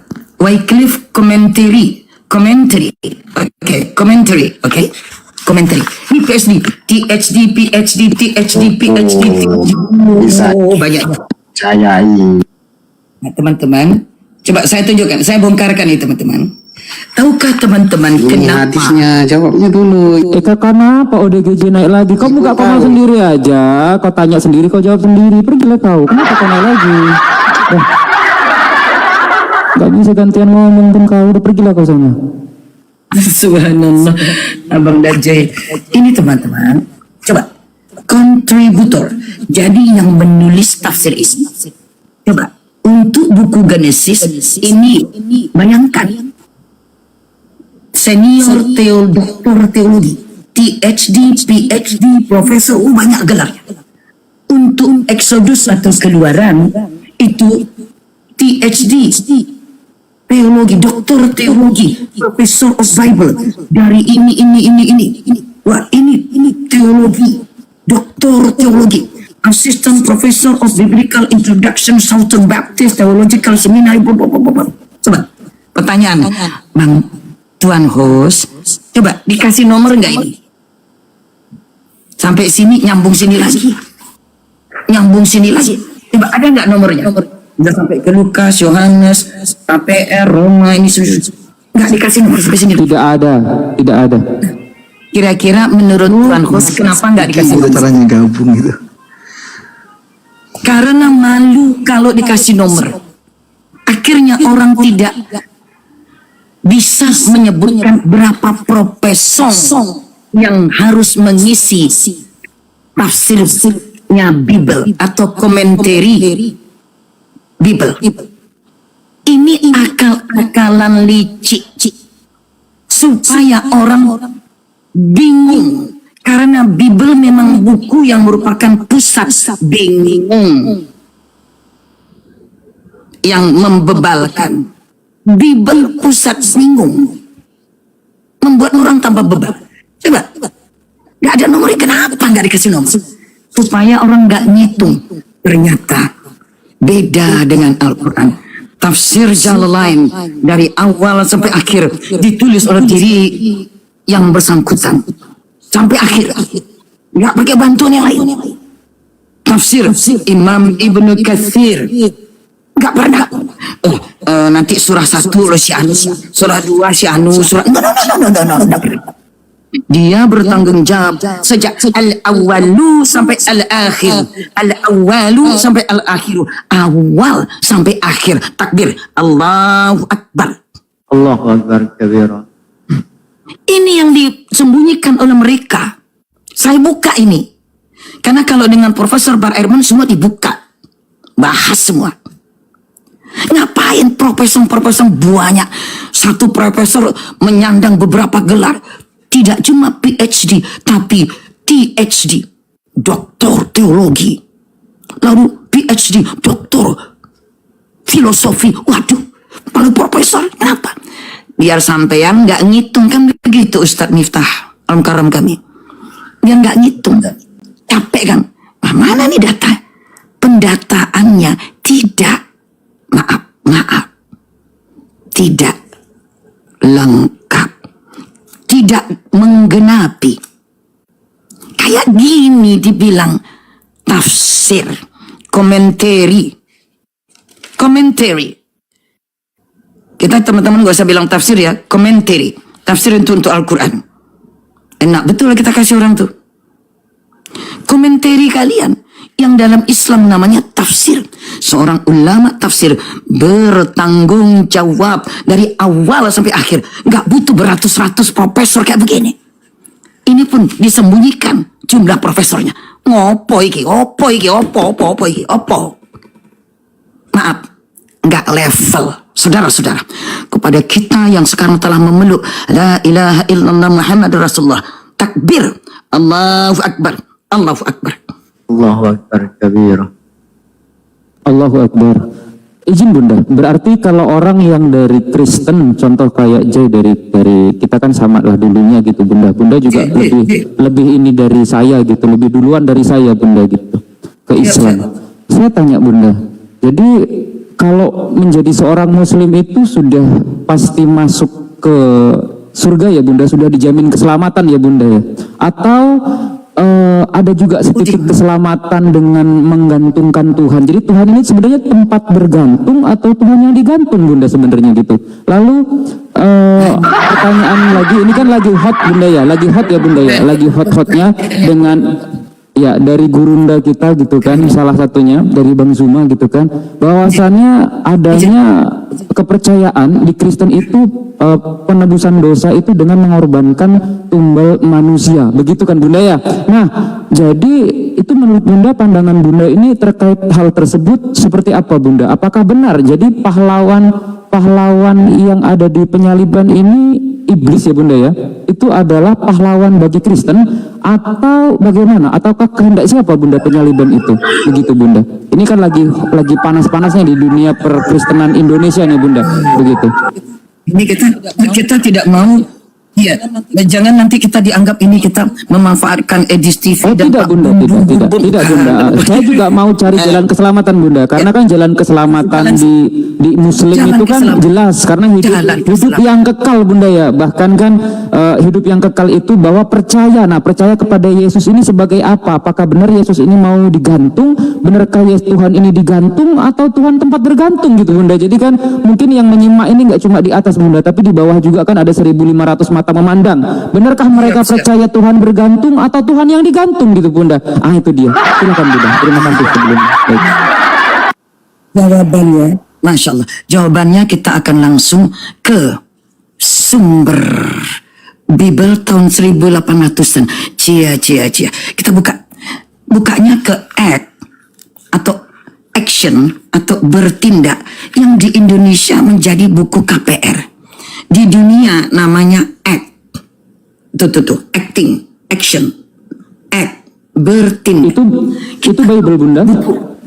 Bible tahun 1800, Abang Danikin wis tua Bible-nya.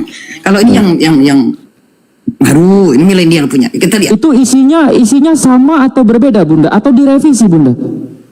Nah, justru kita akan bongkar. Bapak Pendeta tolong minum air putih dulu ya. Matanya dikucek dulu. Mungkin Bapak Pendeta pakai Itu yang kemarin mau dikirim ke saya tapi alamatnya nyasar Bang Jai. Enggak, karena saya juga pengen tahu nih, karena selama ini saya tahu Bible itu aja, dan itu pun kan banyak koreksian gitu, dan sudah direvisi, makanya kan tidak ada yang namanya nuzulul Bible dan tidak ada menghafal Bible. Kayak mana mau menghafal, baru dihafal udah hilang lagi karena direvisi lagi nanti gitu kan. Nah kita mau tahu nih dari mana nih gitu. Silakan Bunda. Ya, jadi ini dari Bible ya, Bible tua ya, kita buka. Action atau act pasal 5 nomor 30. Ya, nggak saya. Coba saya baca. They God of, jangan bacanya God. Kalau God kan Hollywood, produk selebritis. Kalau bahasa Inggrisnya kan God. Jadi the God of our fathers, Tuhan dari bapak-bapak kami. Bapak-bapak kami ya. Kita nyalain dulu. Udah nyalain. Nah, the God, Tuhan dari bapak-bapak kami. Tuhan bapak-bapak kami nih. The God of our father raised up. Artinya telah mengangkat. Kalau enggak pakai up, itu namanya bangkit. Kalau raised up, nah artinya mengangkat. Enggak dari saya loh. Jangan dibilang ini niru Quran. Ini Quran lain, Bible lain kok. Coba, ulang lagi. Tuhan dari bapak-bapak kami telah mengangkat Yesus. Jedar. Dalam Bible yang tua, Yesus diapain teman-teman? Diangkat. Nah, Bunda, muncul pertanyaan. Berarti Yesus yang asli ini tidak mati ya, Bunda ya? Diangkat lengkap berserta jasadnya, Bunda, benar ya? Nah, iya ini lo tak bacain lagi nih. Bible tua. Di gereja tua. Biblenya juga harus Bible tua dong. Gimana teman-teman ya? Ulang lagi. The God, Tuhan of our fathers, dari bapak-bapak kami. Ya. Coba raised up. Raise-nya pakai past tense lalu ada up-nya. Maka ini bermakna telah mengangkat Yesus. Aduh sakit bang, ternyata diangkat bang. Ya Allah, sakitnya hatiku, jantungku, otakku, jiwaku. Aduh bang Yesus. Sakit hatiku, sakit jantungku, sakit otakku, sakit jiwaku, kata Oten. Ya ampun. Waduh. Jadi Tuhan dari bapak-bapak kami, maksudnya nenek moyang kami. Tuhan dari nenek moyang kami lah yang telah mengangkat Yesus. Waduh. Enggak saya loh, enggak. Ini bukan produksi saya belum lahir, orang Indonesia aja belum lahir. Bang J gimana nih Bang J? Betul. Iya, kawan-kawan sambil di tap layar ya kawan-kawan, dan yang belum follow akun narasumber yang ada di atas silahkan di follow, ada 1.600 mata memandang. Ini Komal Muslim ya kawan-kawan, kita dapat kuliah gratis dari Ibunda Sumanggut kawan-kawan. Oke, sekarang muncul pertanyaan Bunda, berarti penyaliban itu tetap ada Bunda? Ini kan baru satu nih, masih dalam buku action, buku bertindak. Di Indonesia menjadi KPR. Apa itu KPR? Judulnya aja rumah atau kisah para rasul itu? Iya benar lanjut.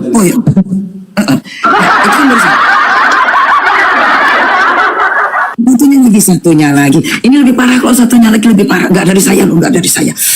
Aduh, saya agak berat bacanya, tapi karena Abang Tuan host meminta, terpaksalah saya ya, Abang host ya. Ini sekarang nomornya naik, pasalnya naik. Tadi pasal 5, sekarang naik pasal 10. Nomornya juga naik. Tadi kan nomor 30, pasal 5 nomor 30. Saiki naik juga nomornya 39. Bang Dewa, gimana nih Bang Dewa? Sakit hatiku, sakit jantungku, sakit otakku. Gimana nih Bang Dewa? Ternyata diangkat Yesusnya.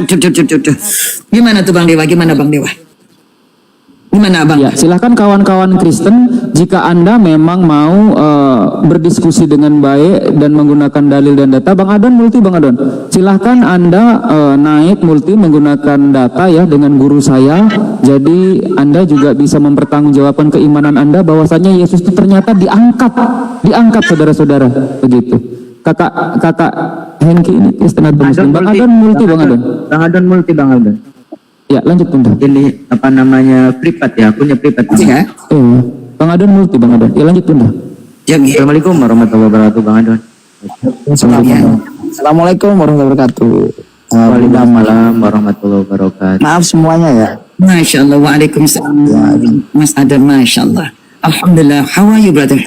Fine, thank you Bunda. Aku mohon maaf. Mohon maaf banget Bunda sebentar. Motong pembicaraan kalian. Siap. Ada teman kita lagi sakit nih. Benar-benar. Semoga Allah sembuhkan segera mungkin, selepas mungkin. Teman kita lagi sakit. Pada pasal 10. Masya Allah, mudah-mudahan disembuhkan Allah. Pasalnya naik, pasal 10. Maklum inflasi. Nomornya naik juga. Maklum kena inflasi. Nomor 39. Nah, saya baca nih. Ini yang pegangan ya, gawat ini Bang J. Coba umumkan dulu kepada teman-teman itu, pendeta, tolong supaya ini minum dulu. Ini bahaya nih, yang ini bahaya. We are, dan kami adalah witnesses, para saksi. Oh, para saksi. Saksi apa nih? Of all things, atas semua hal which he did, yang telah dia kerjakan, both in the land of the Jews, di dua daratan Yahudi. Mohon izin Eyang memotong Eyang. Mohon izin banget Eyang. Kayaknya ada yang mau disampaikan Bang Adon kayaknya. Ya Bang Adon. Iya. Sebentar. Maaf nih. Mohon izin. Ada teman kita lagi sakit, itu Bang Kaisar Miro butuh bantuan kita sendiri ya. Tadi dia nelpon aku, video call sama aku di tempatnya. Ini udah aku sekejap sebentar. Mohon maaf mengganggu. Kayaknya lagi darurat itu. Aduh, bentar. Mana tuh aku sekejap. Tadi dia nelpon aku kan. Telepon. Di rumah sakit ini, di klinik Jalan Raya Petapahan, Bangkinang, Kasau Makmur, Kecamatan Tapung dulu, Kabupaten Kampar Riau. Tuh di Riau di sana dia. Itu dari Pekanbaru mau menuju kepada Kabupaten Kampar. Ya. Itu luarnya kota Pekanbaru setelah kampus Unri itu terus ke atas. Oh ya Allah. Itu di sana dia sendiri nggak ada yang rawat. Jadi teman-teman, aku mau nih teman-teman yang di Indonesia, yang teman-teman debater semua dari Muslim, mohon bantuannya ya. Nanti misalnya ada di situ, aku bisa aja sih telepon sama aku lagi gitu. Jadi saya dia nggak nelpon siapa tapi nelpon ke saya kayak gitu. Iya. Aku baru saya nelpon gitu. Iya. Kondisinya lumayan jadi butuh pertolongan teman-teman. Serius ya, lumayan serius ya. Iya, lumayan serius ya gitu. Itu aja. Tolong nanti kontak saya boleh.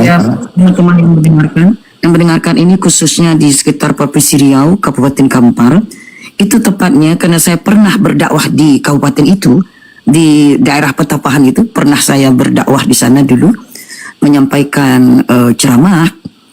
Itu dari kampus Unri terus ke atas, kira-kira mungkin 1 jam dari kampus Unri, kita akan masuk ke areal desa Petapahan yang dia tergabung ke dalam Kabupaten Kampar. Jadi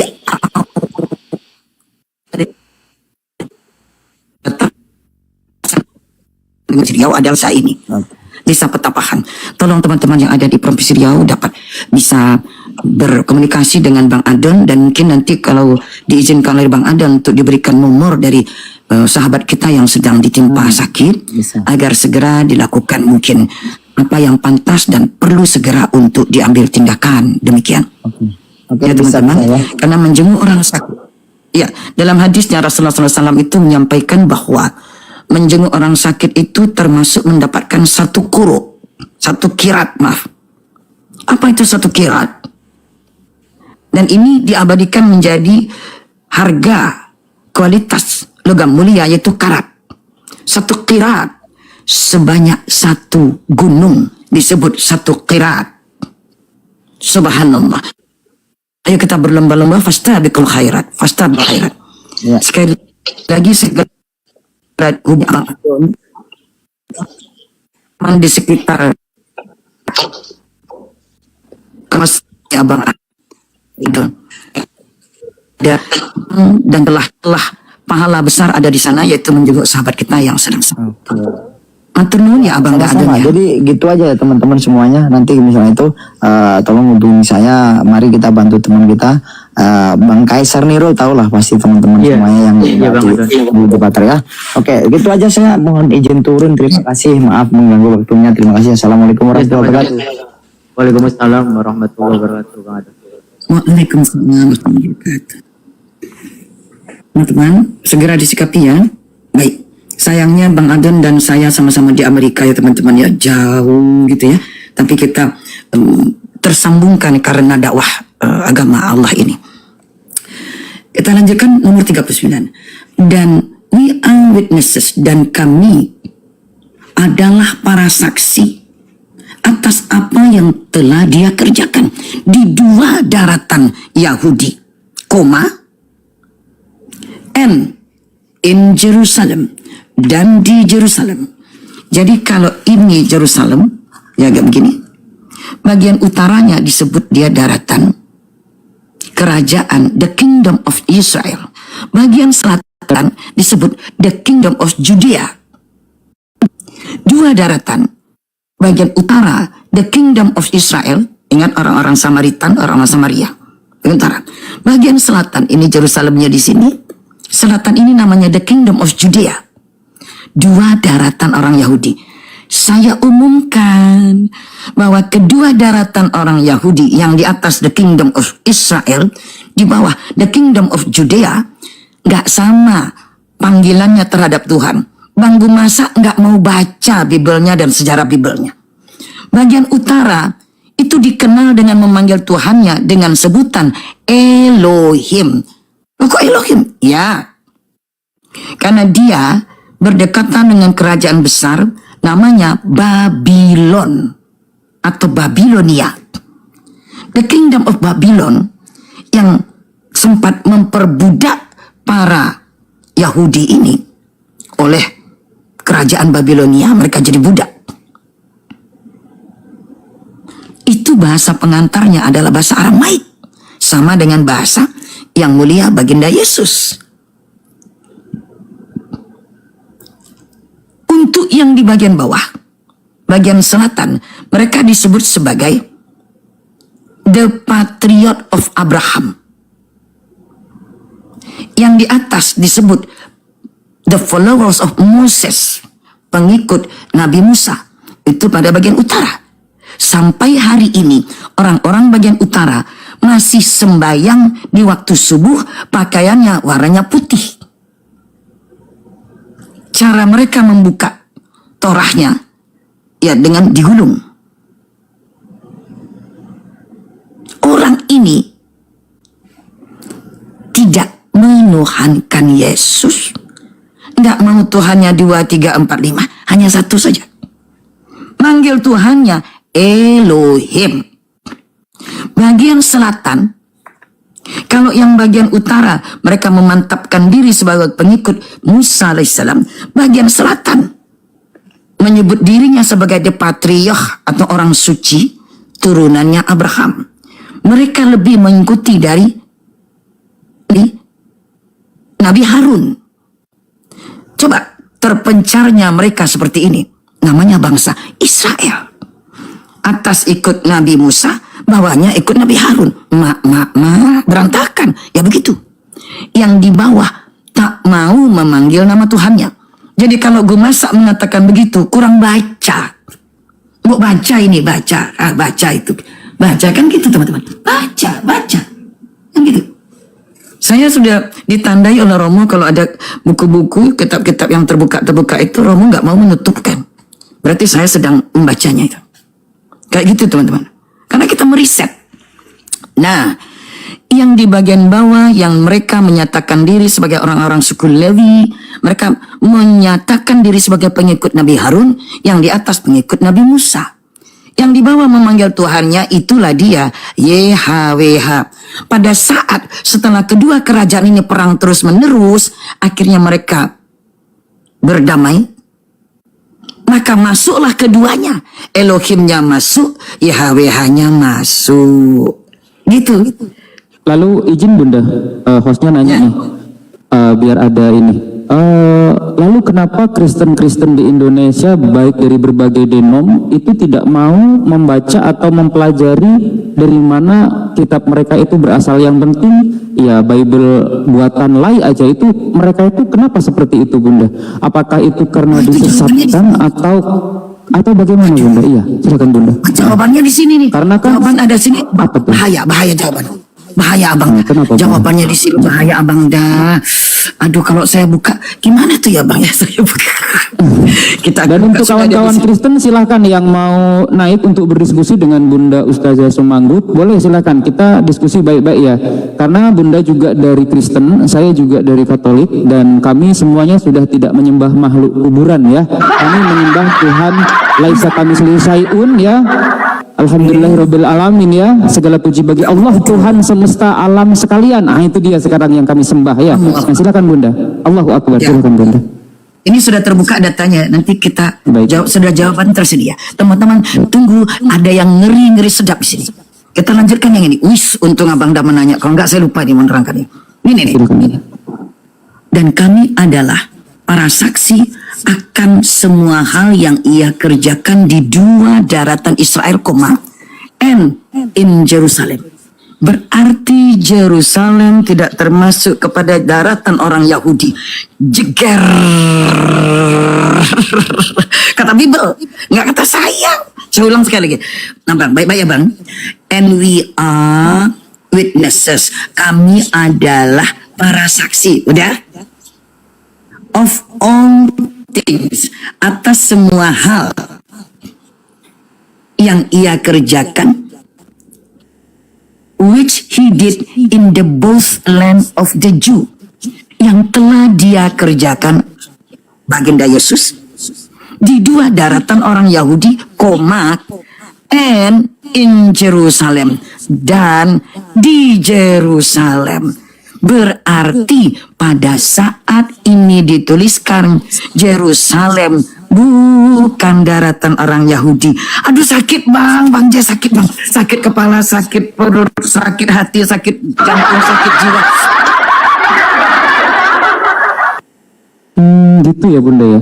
Izin kakak Damar ini Kristen atau Muslim kakak? Kakak Damar Galih ini Kristen atau Muslim? Bisa dibuka mute-nya, pendeta atau mungkin pastor?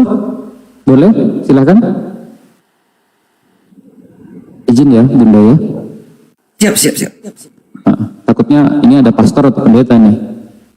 Waduh, kabur. Oke. Baik, lanjut Bunda. Bunda mungkin sudah monitor Bunda? Belum itu mungkin masih istirahat apa ya? Istirahat santap siang dulu barangkali. Ya. Betul ya. Teman-teman, jadi ternyata dua daratan orang Yahudi itu terpisah sendiri dan in Jerusalem. Yang ngomong Bible. Bible tidak mengatakan kalau Jerusalem adalah daratan Yahudi. Kata Bible tua. Whom they slew and hanged on a tree. Yang mana telah kalian siksa, kalian aniaya, dan kalian gantung di atas pohon. Aduh. Oke. Terima kasih telah menaikkan saya. Tuhan berkati dirimu. Ya. Oke, bolehlah saya tanya ya. Saya udah dengarkan semua tadi bicara. Begitu dong. Ya, tunggu dulu Kumasa. Saya bertanya kepada Bunda, kenapa Kristen-Kristen di Indonesia itu dia hanya percaya kepada Lai, tidak kembali kepada original teksnya. Begitu.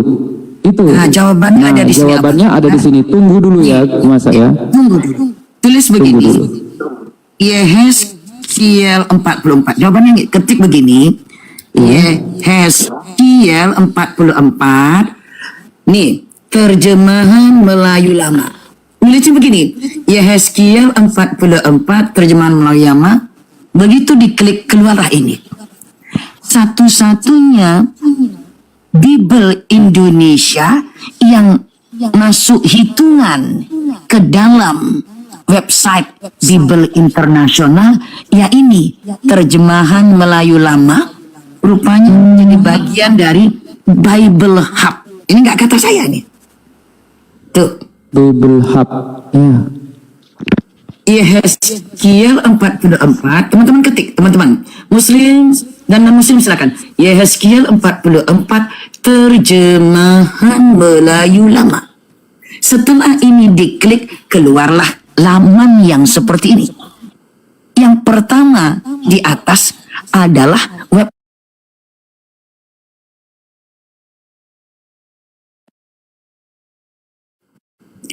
Lalu ketik, diklik. Udah diklik, keluarlah ini. Ini nggak saya loh, ini bukan karya saya, ini karya kekristenan. Biblehub.com.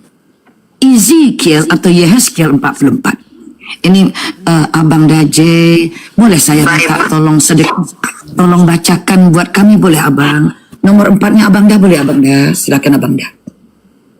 Hatta, maka dibawanya akan daku daripada jalan pintu utara ke hadapan rumah.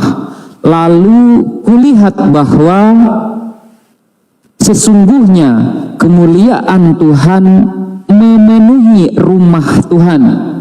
Lalu sujudlah aku dengan mukaku ke bumi.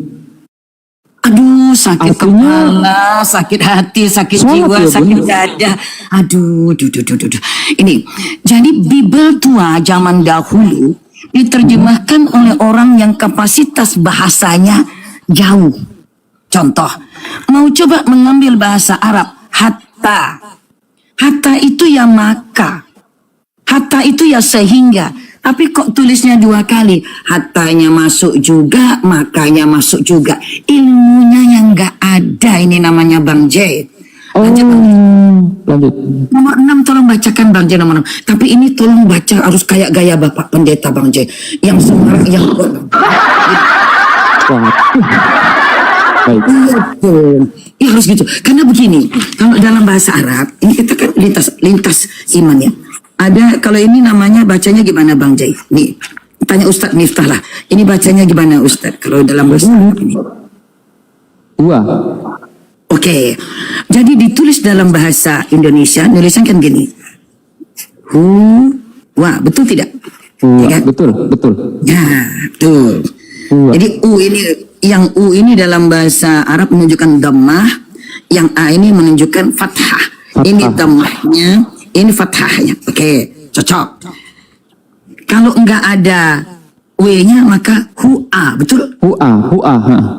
Ya, oke. Ya, sekarang saya mau memperkenalkan Tuhan Kristen di Indonesia. Tuhan paling praktis, paling ekonomis, sedikit berkumis, walaupun dapatnya dari emas. Ada Tuhan ekonomis dan praktis, guys, Masya Allah.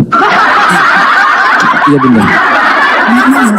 Ini bacanya harus gaya Bapak Pendeta. Ini Bible nomor 6.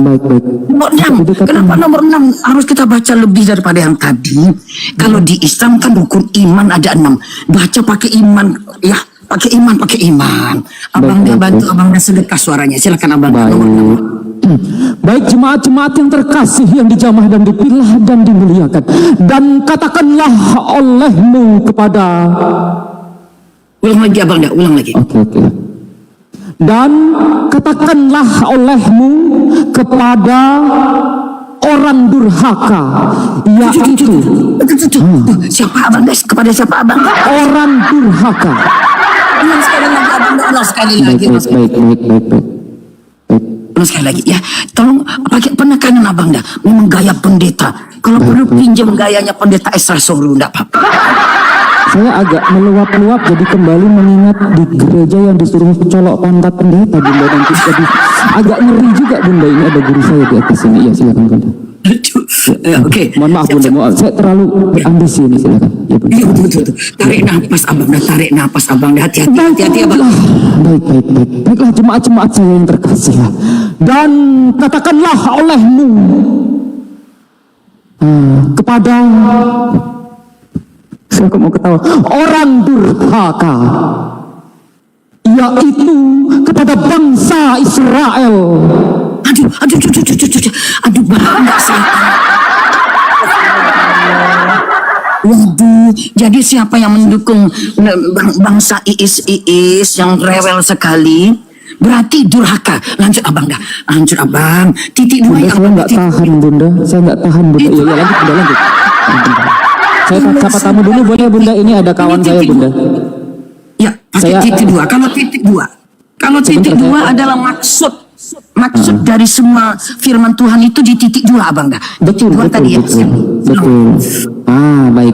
Orang durhaka, ulang lagi, kepada orang durhaka. Coba ulang lagi. Kepada orang durhaka, yaitu kepada bangsa Israel. Demikianlah firman Tuhan. Wah.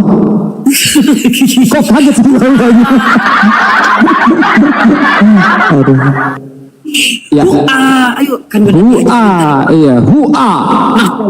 sekali lagi. Jadi Tuhan dalam kekristenan Indonesia itu sangat ekonomis, sangat praktis. Dan memenuhi berkumis. Hurufnya 3, sedikit berkumis, walaupun dapatnya dari mengemis. Ya, izin bunda saya sapa tamu sebentar ya. Kakak Cak 094 ini Kristen atau Muslim? Insya Allah. Monitor. Oh baik. Kalau Sunset ini, selamat sore saudaraku. Sunset ini Kristen tapi santun. Sunset, saya izinkan Anda bertanya kepada Bunda Sumanggut. Saya persilahkan. Silakan saudaraku, ini guru kita. Belum, ini firman Tuhan dulu. Baik. Firman Tuhan dulu, Bang. Karena ini nama Tuhan paling ekonomis, ya paling praktis, teman-teman. Ini memang sangat milenial. Walaupun dapatnya dari dokumen tua. Demikianlah firman Tuhan. Gitu abang dah, gitu kan? Ya kan? Sekarang nomor 9.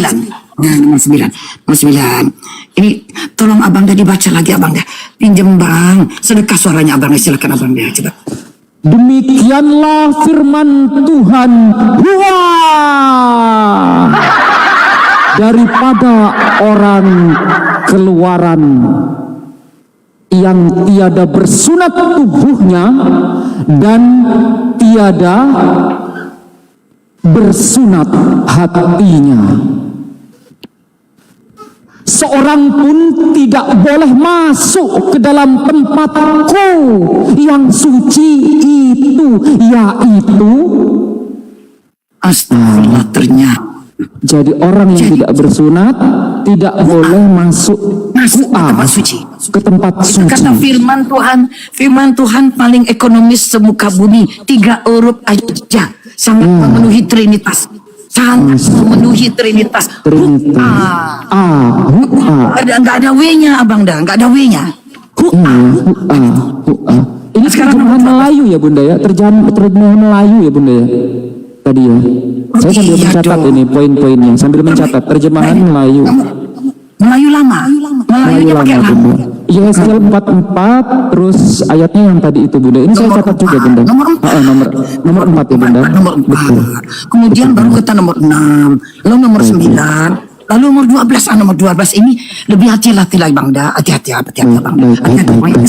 Kesebelasan. Monggo teman-teman.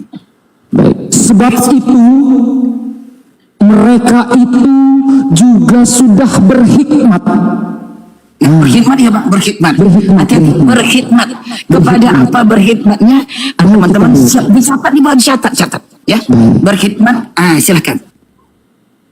Kepadanya di hadapan segala berhala. Waduh. Lanjut. Tahinya dan sudah. Waduh, kok tahinya Bunda? Bagaimana? Kok tahinya Bunda? Maaf Bunda, saya agak kaget Bunda membacanya. Jadi dalam kekristenan berhala mengeluarkan tuah. Aduh. Bunda, ini gimana Bunda? Aduh. Bacanya jangan gitu abang, agak milenial sedikit tua. Enggak, saya I just like a reading poem Bunda, reading poem.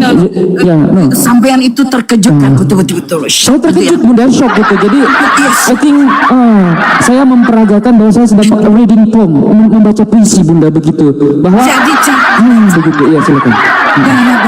Diajari Bunda, diajari. Silakan. Ada saya ajari, yang agak milenial sedikit, yang dimarahin. TikTok baik. Bacanya gini. Kita gantian dulu. Orang dibaca kok bang, baca kitab suci, hargai dulu abang. Bacanya gini. Bang Gumasa, kitab suci. Iya. Tua. Ini kan pasal 44. Jadi saya tulis 4-nya 2 kali. Tua.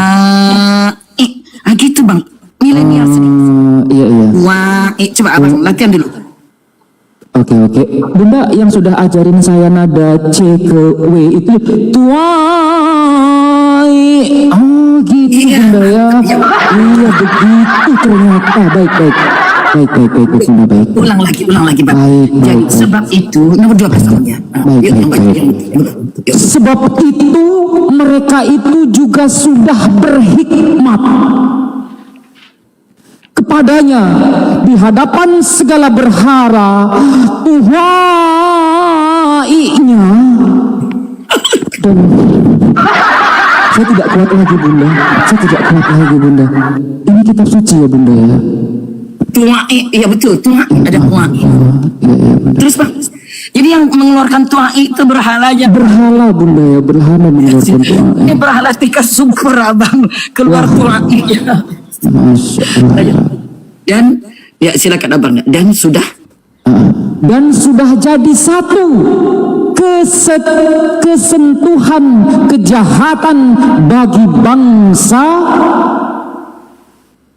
Israel. Iya, terus sebab itu aku sudah bersumpah atasnya. Demikianlah firman Tuhan.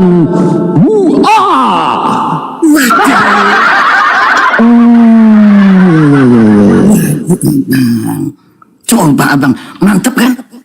Tuhan. Jadi ngapain teman-teman ini ngambil Tuhan dari Al-Quran? Di dalam Bibelnya sudah ada Tuhan yang sangat nyentrik, sangat khusus. Coba bagaimana pandangan? Satu lagi bang, nomor 15 bang. Jadi nomor 4, nomor 6, 9, lalu 12. Ini yang satu lagi bang, 15. Ini kita berbicara begini ini tidak apa-apa ya Bunda ya. Takutnya kena delik nanti saya dilaporkan Bunda. Bahaya ini Bunda. Itu kan kalau ngarang. Ini kan belajar membaca. Belajar membaca. Baik. Belajar. Nomor 15. Tetapi segala imam Lewi, silakan abang dah. Oke, saya turunkan karena ini sudah terakhir ya. Tetapi segala imam Lewi, Bani Zadok, yang tetap sudah melakukan pengawalan tempatku yang suci, itu pada masa Bani Israel sesatlah daripadaku. Ngapa dia bang? Sesatlah daripadaku. Mereka itu boleh menghampiri aku akan berhikmat kepadaku. Jadi aku akan berhikmat kepadaku. Ya, saya sekali aja sudah nangkap ini. Aku akan berhikmat kepadaku. Gitu, kitab suci begitu. Wah, kawan-kawan, mohon maaf, Bunda kena pelanggaran kawan-kawan. Waduh. Ya, Gurunda sudah monitor Gurunda? Mohon maaf Gurunda. Ya, Guru enggak belum monitor ya. Wah, Mana giliran saya? ya tunggu ya Gumasa ya. Iya, tunggu Gumasa ya. Ini Ketakutan. kalau tidak ketakutan. Tadi terkena report Gumasa. Kita kan tadi lagi membaca. Ketakutan. Tunggu, udah 1 Tidak jam Gumasa. dia. Iya, loh ini belajar Gumasa. Ini belajar Gumasa. Ini belajar. Nah, apa yang Pelajaran bodoh. apa yang mau kau tanyakan Gumasa? Ada Ustadz Miftah juga. Ya, Apa? dengarkan ya. Ya, apa yang mau kau tanyakan? Semua pejabat negara adalah tuan bagi saya, atau pemimpin bagi saya, atau penguasa bagi saya, atau yang mulia bagi saya, atau yang suci menurut saya. Kemudian, semua pejabat surga adalah maha tuan bagi saya. Iya, pertanyaanmu apa Gumasa? Bagi saya. Iya, pertanyaanmu apa Gumasa? Bagi saya. Bentar. Pertanyaanmu apa? Maha mulia bagi saya. Baik. Jadi, Pertanyaannya apa Gumasa? ya, pertanyaannya siapa-siapa aja yang kalian anggap sebagai yang maha pemimpin di dalam diri kalian? Pening saya Gumasa sama kamu. Iya, kakak Yue Macai, Kristen atau Muslim kakak? Umat pilihan Tuhan lah. Pilihan Tuhan itu Kristen atau Muslim? Ya Kristen lah. QS 355. Umat pilihan Tuhan yang akan diusir dan ditendang penalti ke neraka ya? Oh iya baik. Ustadz Miftah monitor. Ini Gurunda belum monitor. Diusir oleh Yesus kakak. Matius 7, 21, 22, 23. Aduh basi. Yang pertanyaan yang berat-berat lah kalau ke saya. Ya. Oke, kakak, Tuhan itu apakah benar Tuhan itu bisa mati, kakak? Tuhan bisa mati? Ya, Tuhan tidak bisa mati. Tapi Yesus mati, kakak? Rupa manusia. Kejadian 3 ayat 3 lah. Oke, jadi Tuhan Anda mati? Hah? Jadi Iya, Tuhan Anda mati, terus bangkit. Tuhan Anda Yesus dan Yesus mati.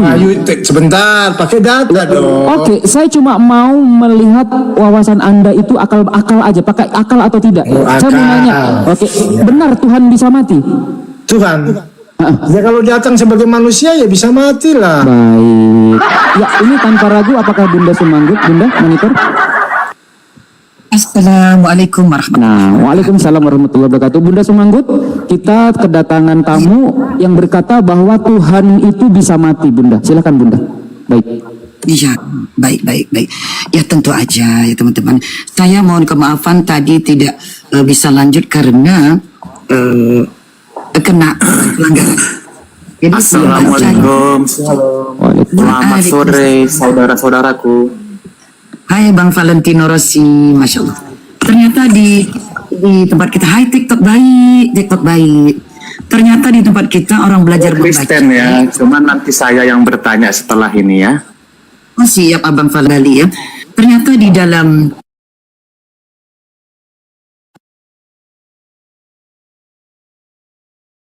pelanggaran, kekerasan katanya. Melakukan kekerasan. Saya nggak ngerti kekerasan apa gitu kan ya. Baik, kita lanjutkan teman-teman. Nggak apa-apa, teman-teman Anda mau memblokir rekening akun saya, nggak masalah. Saya punya banyak akun, nggak jadi masalah. Jadi kalau ini Anda akan blokir lagi, saya akan istirahat karena di Amerika sekarang sudah pukul mendekati pukul 4. Insya Allah. Jadi jangan khawatir. Jangan dikira kalau pejuang agama Allah dan penyampai kebenaran itu akan takut karena Anda blokir. Tidak pernah. Kami punya persediaan amunisi, akun yang banyak. No problem. Ya, no problemo. Mari kita lanjutkan. Ternyata dalam dokumen Bible bahasa Indonesia, edisi Melayu, terjemahan Melayu lama, caranya begini. Ketik di Google Yeskel 44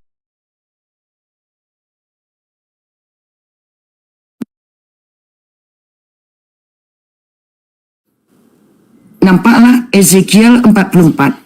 Di Indonesia Yehezkiel, di internasional Ezekiel 44, Indonesian terjemahan lama. Lalu Anda klik, begitu klik keluarlah yang ini. Bukan karya orang Muslim, bukan. Ini karya dari kekristenan di Indonesia. Bapak gereja tua di Indonesia. Bahwa Tuhan orang-orang Kristen di Indonesia sudah ada dari dulu. Namanya Tuhan Hua. Jadi Tuhan yang namanya itu memenuhi kaidah Trinitas, 3 huruf saja. H-U-A. Bukan Hua. Kalau Hua kan begini, itu bahasa Arab. Hua pakai W gini kan teman-teman. Nah, Hua, dari Hua, tanda baris ini diwakili huruf U, tanda baris yang ini diwakili huruf A, namanya fathah. Ini hurufnya, ini vokalnya, atau tanda baris. Hua. Tapi kalau ini bukan demikian. Ini produk unik tersendiri dari Kristen Indonesia. Saya yakin pendeta kita belum tahu ini. Makanya saya memperkenalkan barang lama, barang kuno dan sangat antik. Jangan dibuang. Daripada mengambil Tuhan dari keyakinan iman orang lain, lebih baik ngambil dari dokumen tua yang kalian miliki sendiri. Namanya terjemahan Melayu lama. Sekarang kita masuk kepada yang ke-15. Ini terakhir ini. Ya. Silakan, mohon dibantu sedekah suaranya Abang dah, atau saya yang membaca atau gimana? Boleh Bunda, boleh Bunda boleh nggak apa-apa. Ya. Tetapi segala imam Lewi. Dan saya yang membaca. Baik, silakan. Ini dari saudara Kristen, Bunda mau membaca Bunda, Masya Allah. Silakan Bunda. Masalah, Pak. Baik sekali, silakan. Ya itu kan firman Tuhan ya. Iya, silakan. Saling menghargai dan saling mentoleransi. Baik. Silakan. Imam Lewi. Tetapi segala imam Lewi. Assalamualaikum. Bani Zadok. Yang tetap sudah melakukan pengawalan tempatku yang suci. Itu pada masa Bani Israel. Sesatlah daripadaku. Oke, jadi Bani Israel yang sesat ya, oke. Mereka itu boleh menghampiri aku, akan berhikmat kepadaku. Dan jadi aku akan berhikmat kepadaku. Jadi Tuhan akan berkhidmat kepada Tuhan sendiri. Kemudian Abang dah? Ya, lanjut Bang. Tunggu Bang. Oke, sabar. Dan mereka itu akan berdiri di hadapan hadiratku, akan mempersembahkan kepadaku lemak dan darah. Demikianlah firman Tuhan. Haleluya. Oke. Wah, ini berarti Abang kita belum pandai belajar membacanya, belum pandai di bidang ini ya. Jadi firman Tuhan Hua menjadi berbeda. Jadi inilah Tuhan yang sangat ekonomis di muka bumi, cukup disebut 3 huruf sesuai Trinitas ya teman-teman. Hua. Kalau teman-teman memakai dokumen dari teman-teman sendiri, tentu orang akan menghargai. Kami akan hormat, respect, dibandingkan ngambil dari Al-Quran. Artinya begini, abang kami, artinya kan, ketika dikatakan apa keimanan sama, oh keimanannya adalah Kristen, oh keren. Kenapa? 5 miliar di muka bumi, kan 5 miliar. 5 miliar. Tapi begitu berdoa, teman-teman akan bingung. Kenapa? Celenguk kanan, celenguk kiri. Aduh, nggak punya nama Tuhan ini. Siapa? Lalu nyambar Tuhan orang Islam. Nama si keren, yaitu imannya Kristiani, kekristenan. Keren, 5 miliar di muka bumi. Tapi begitu berdoa, celinguan ke kiri kanan nyambar Tuhan dalam Quran ini kan nggak lucu teman-teman, ya kan? Jadi kerennya abang-abang ini hendaknya dilengkapi, digenapi dengan karya sendiri yang membuat abang-abang independen, yaitu Tuhan kan begitu. Bukan dari dokumen keislaman, bukan dari dokumen keyahudian. Ini sangat mandiri kalau menurut hemat saya, Abang J, Abang host kami. Gimana? Menurut Abang J, sangat mandiri, independen banget. Nggak ngaruh ke Yahudi, nggak ngaruh ke Muslim. Coba, bagaimana menurut Bang J? Betul nggak? Sangat mandiri, independen, 100% mandiri, independen, simple, berkumis tipis. Dah, meskipun dari hasil mengemis, itu dia. Betul memang itu. Justru Tuhannya. tanpa mengemis Bang, diganti tanpa mengemis. Oh, yang ini tanpa mengemis. Betul. Oh, ini Bunda ada mau bertanya Bunda, silakan. Ini dari tadi mau nanya Bunda. Boleh, silakan. Mohon maaf Bunda, silakan. Pertanyaannya kayaknya sebelum saya kena blokir lagi nih. Iya, silakan. Kenal dari Valentino Rossi Sinaga, pemilik Danau Toba, 27 tahun, Kristen Protestan, jomblo. Terima kasih. Baik. Ya, silakan. Ini informasinya sangat komplit, akurat, independen. Akurat setelah mendengar sesuai dengan ajaran saya, akurat kan seperti itu. Siap. Ya, jadi tapi sayangnya tidak seakurat, tidak diketahui siapa nama ibunya Paulus atau bapaknya deh. Itu dia. Jadi ada kalau Anda bilang akurat. Sayangnya Anda salah. Ya. Silakan lanjut. Jadi pertanyaan saya seperti ini untuk bundaku. By the way, usia Bunda sudah berapa tahun Bunda? Kelihatannya sudah. Ini sudah nanya, tentu sudah tua umat kacamata. Kau kenapa kau jomblo nanya usia? Nggak usah birahi kau. Ayo lanjut. Jadi pertanyaannya seperti ini Bunda. Ya. Pemilik planet bumi, Israel, Amerika, Rusia. Wakil planet bumi, Cina, Jepang, Korea. Pemiliknya itu juga Trinitas. Pemiliknya itu ikut nama Tuhan. Saudi, tiga negara. Arab Saudi, Palestina, Iran. Kenapa?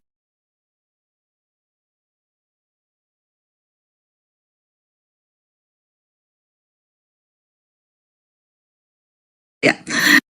Abang Valentino, terima kasih Bang Valentino. Dia mengakui loh, pemilik planet bumi ini Israel, Amerika, Rusia. Cina di bawahnya, Arab Saudi di urutan terakhir.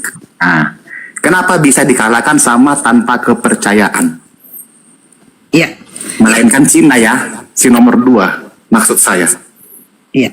Kalau si nomor 1 nurut banget. Cukup Bang, cukup pertanyaannya sudah cukup. Iya. Saya jawab Valentino ya. Ya, memang Tuhannya nggak ada. Begitu. Dijawab itu, silakan. Dikalahkan Valentino karena Tuhannya Allah SBT itu tidak pernah ada. Itu jawabannya. Mau bukti? Ya. Jadi ternyata Abang UM Chai udah menjadi perempuan. Abang Valentino bertanya kepada saya kalau ibu bilang ada, yang menjawab Abang UM Chai, berarti Abang UM Chai ini mempunyai kelamin dua natur, kelamin ganda. Hermafrodit Bunda, hermafrodit ya, hermafrodit. Kadang jadi laki-laki, kadang jadi perempuan. Abang Valentino ini kayak Tuhan dua natur. Ya, bukannya menjawab. Seharusnya kalau saya jawab, Ibu Sangga pakai dasar. Tenang. Belum dijawab, tenang. Saya tunggu jawabannya ya. Baik, biar dijawab oleh bundaku. Tenang, sabar ya, sabar. Saya tahu Anda dua natur ya, sabar. Silakan Bunda. Jadi saya ini tadi baru mau buka mulut menjawab, tapi menghormati tamu kita yang menyerobot jawaban. Mungkin tamu kita ini Bang J beranggapan dirinya adalah peyempuan Bang J.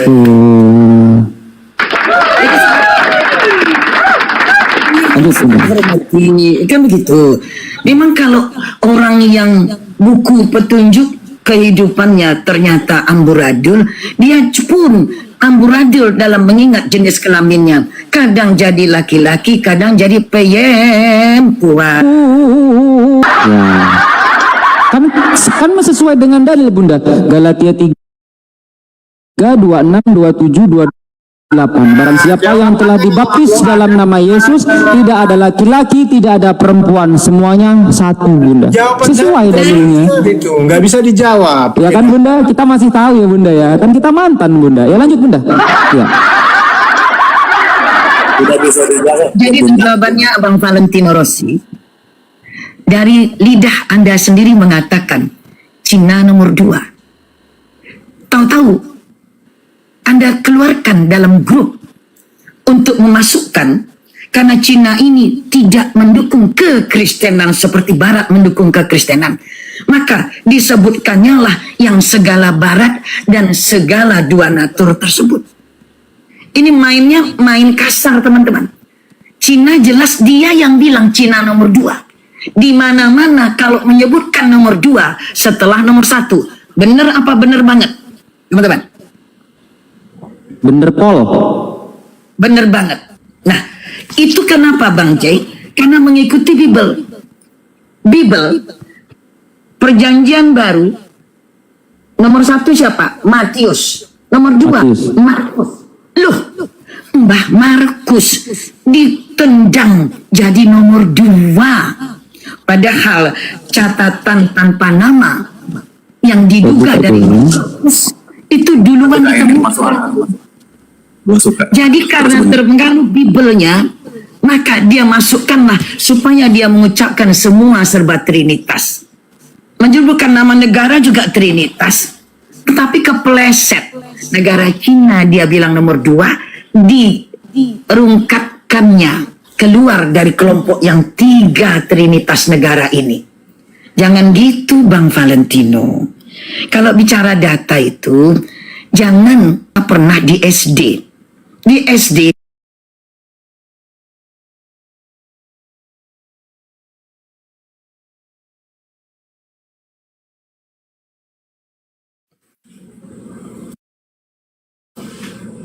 itu dah, bahwa ternyata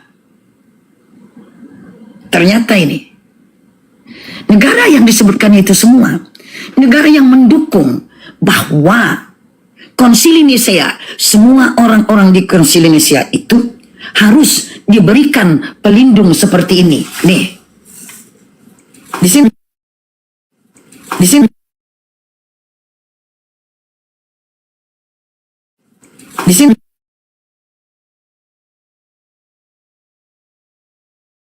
Komalnya rungkat guys. Tuh kenapa ini komalnya? Kenapa ini? Tes.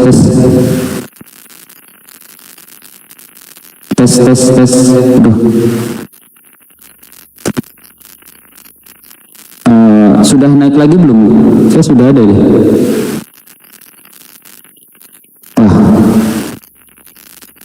Ini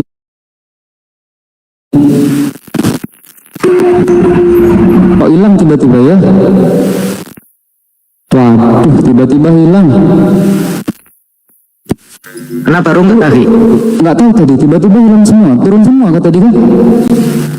Gurunya nge-lag tadi, sempat nge-lag.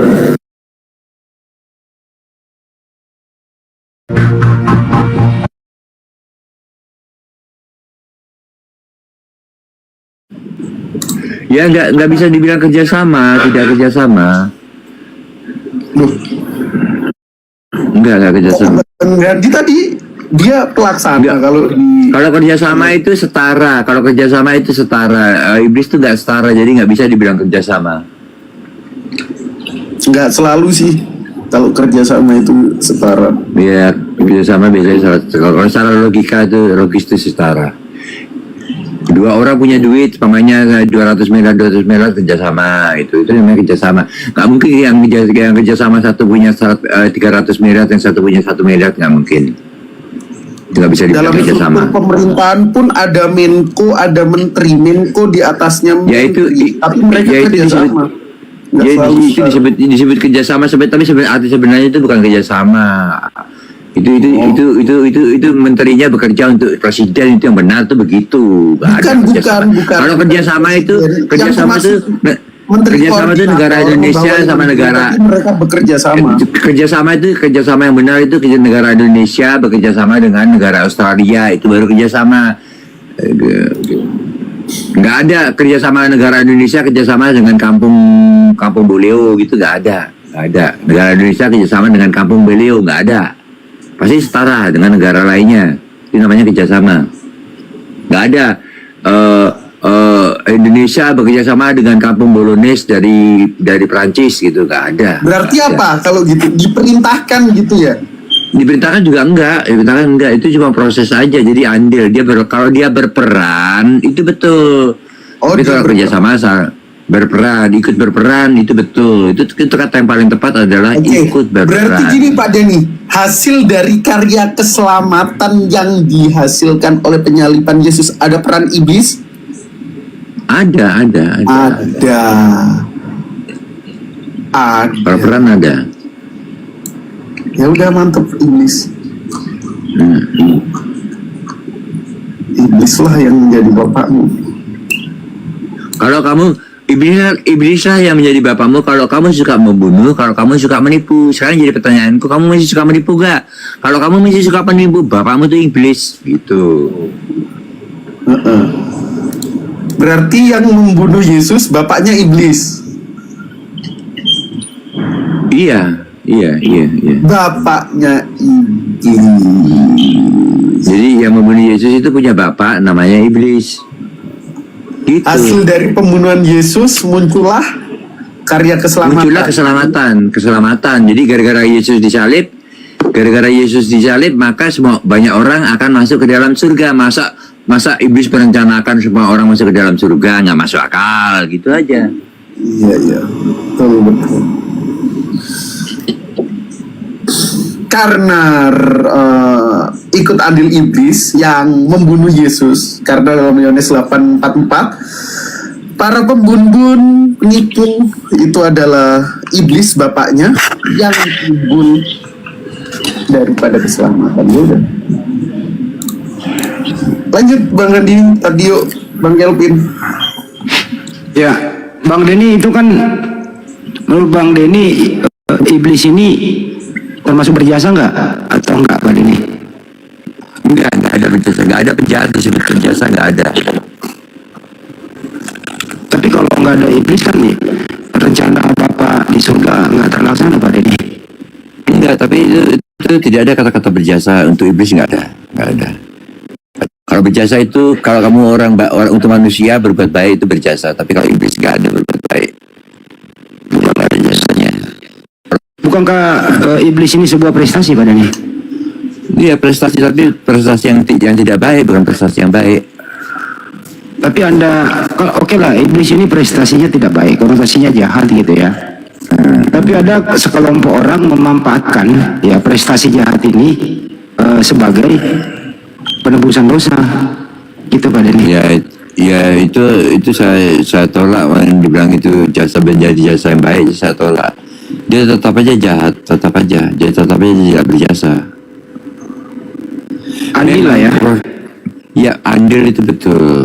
Andil. Jadi ada andil iblis ya, ada melaksanakan perintah Bapa di surga.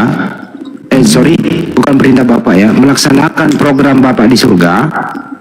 Ada iblis yang jahat ini mengambil andil di tengah-tengah jalan sebagai pelaku utama, karena memang harus mati.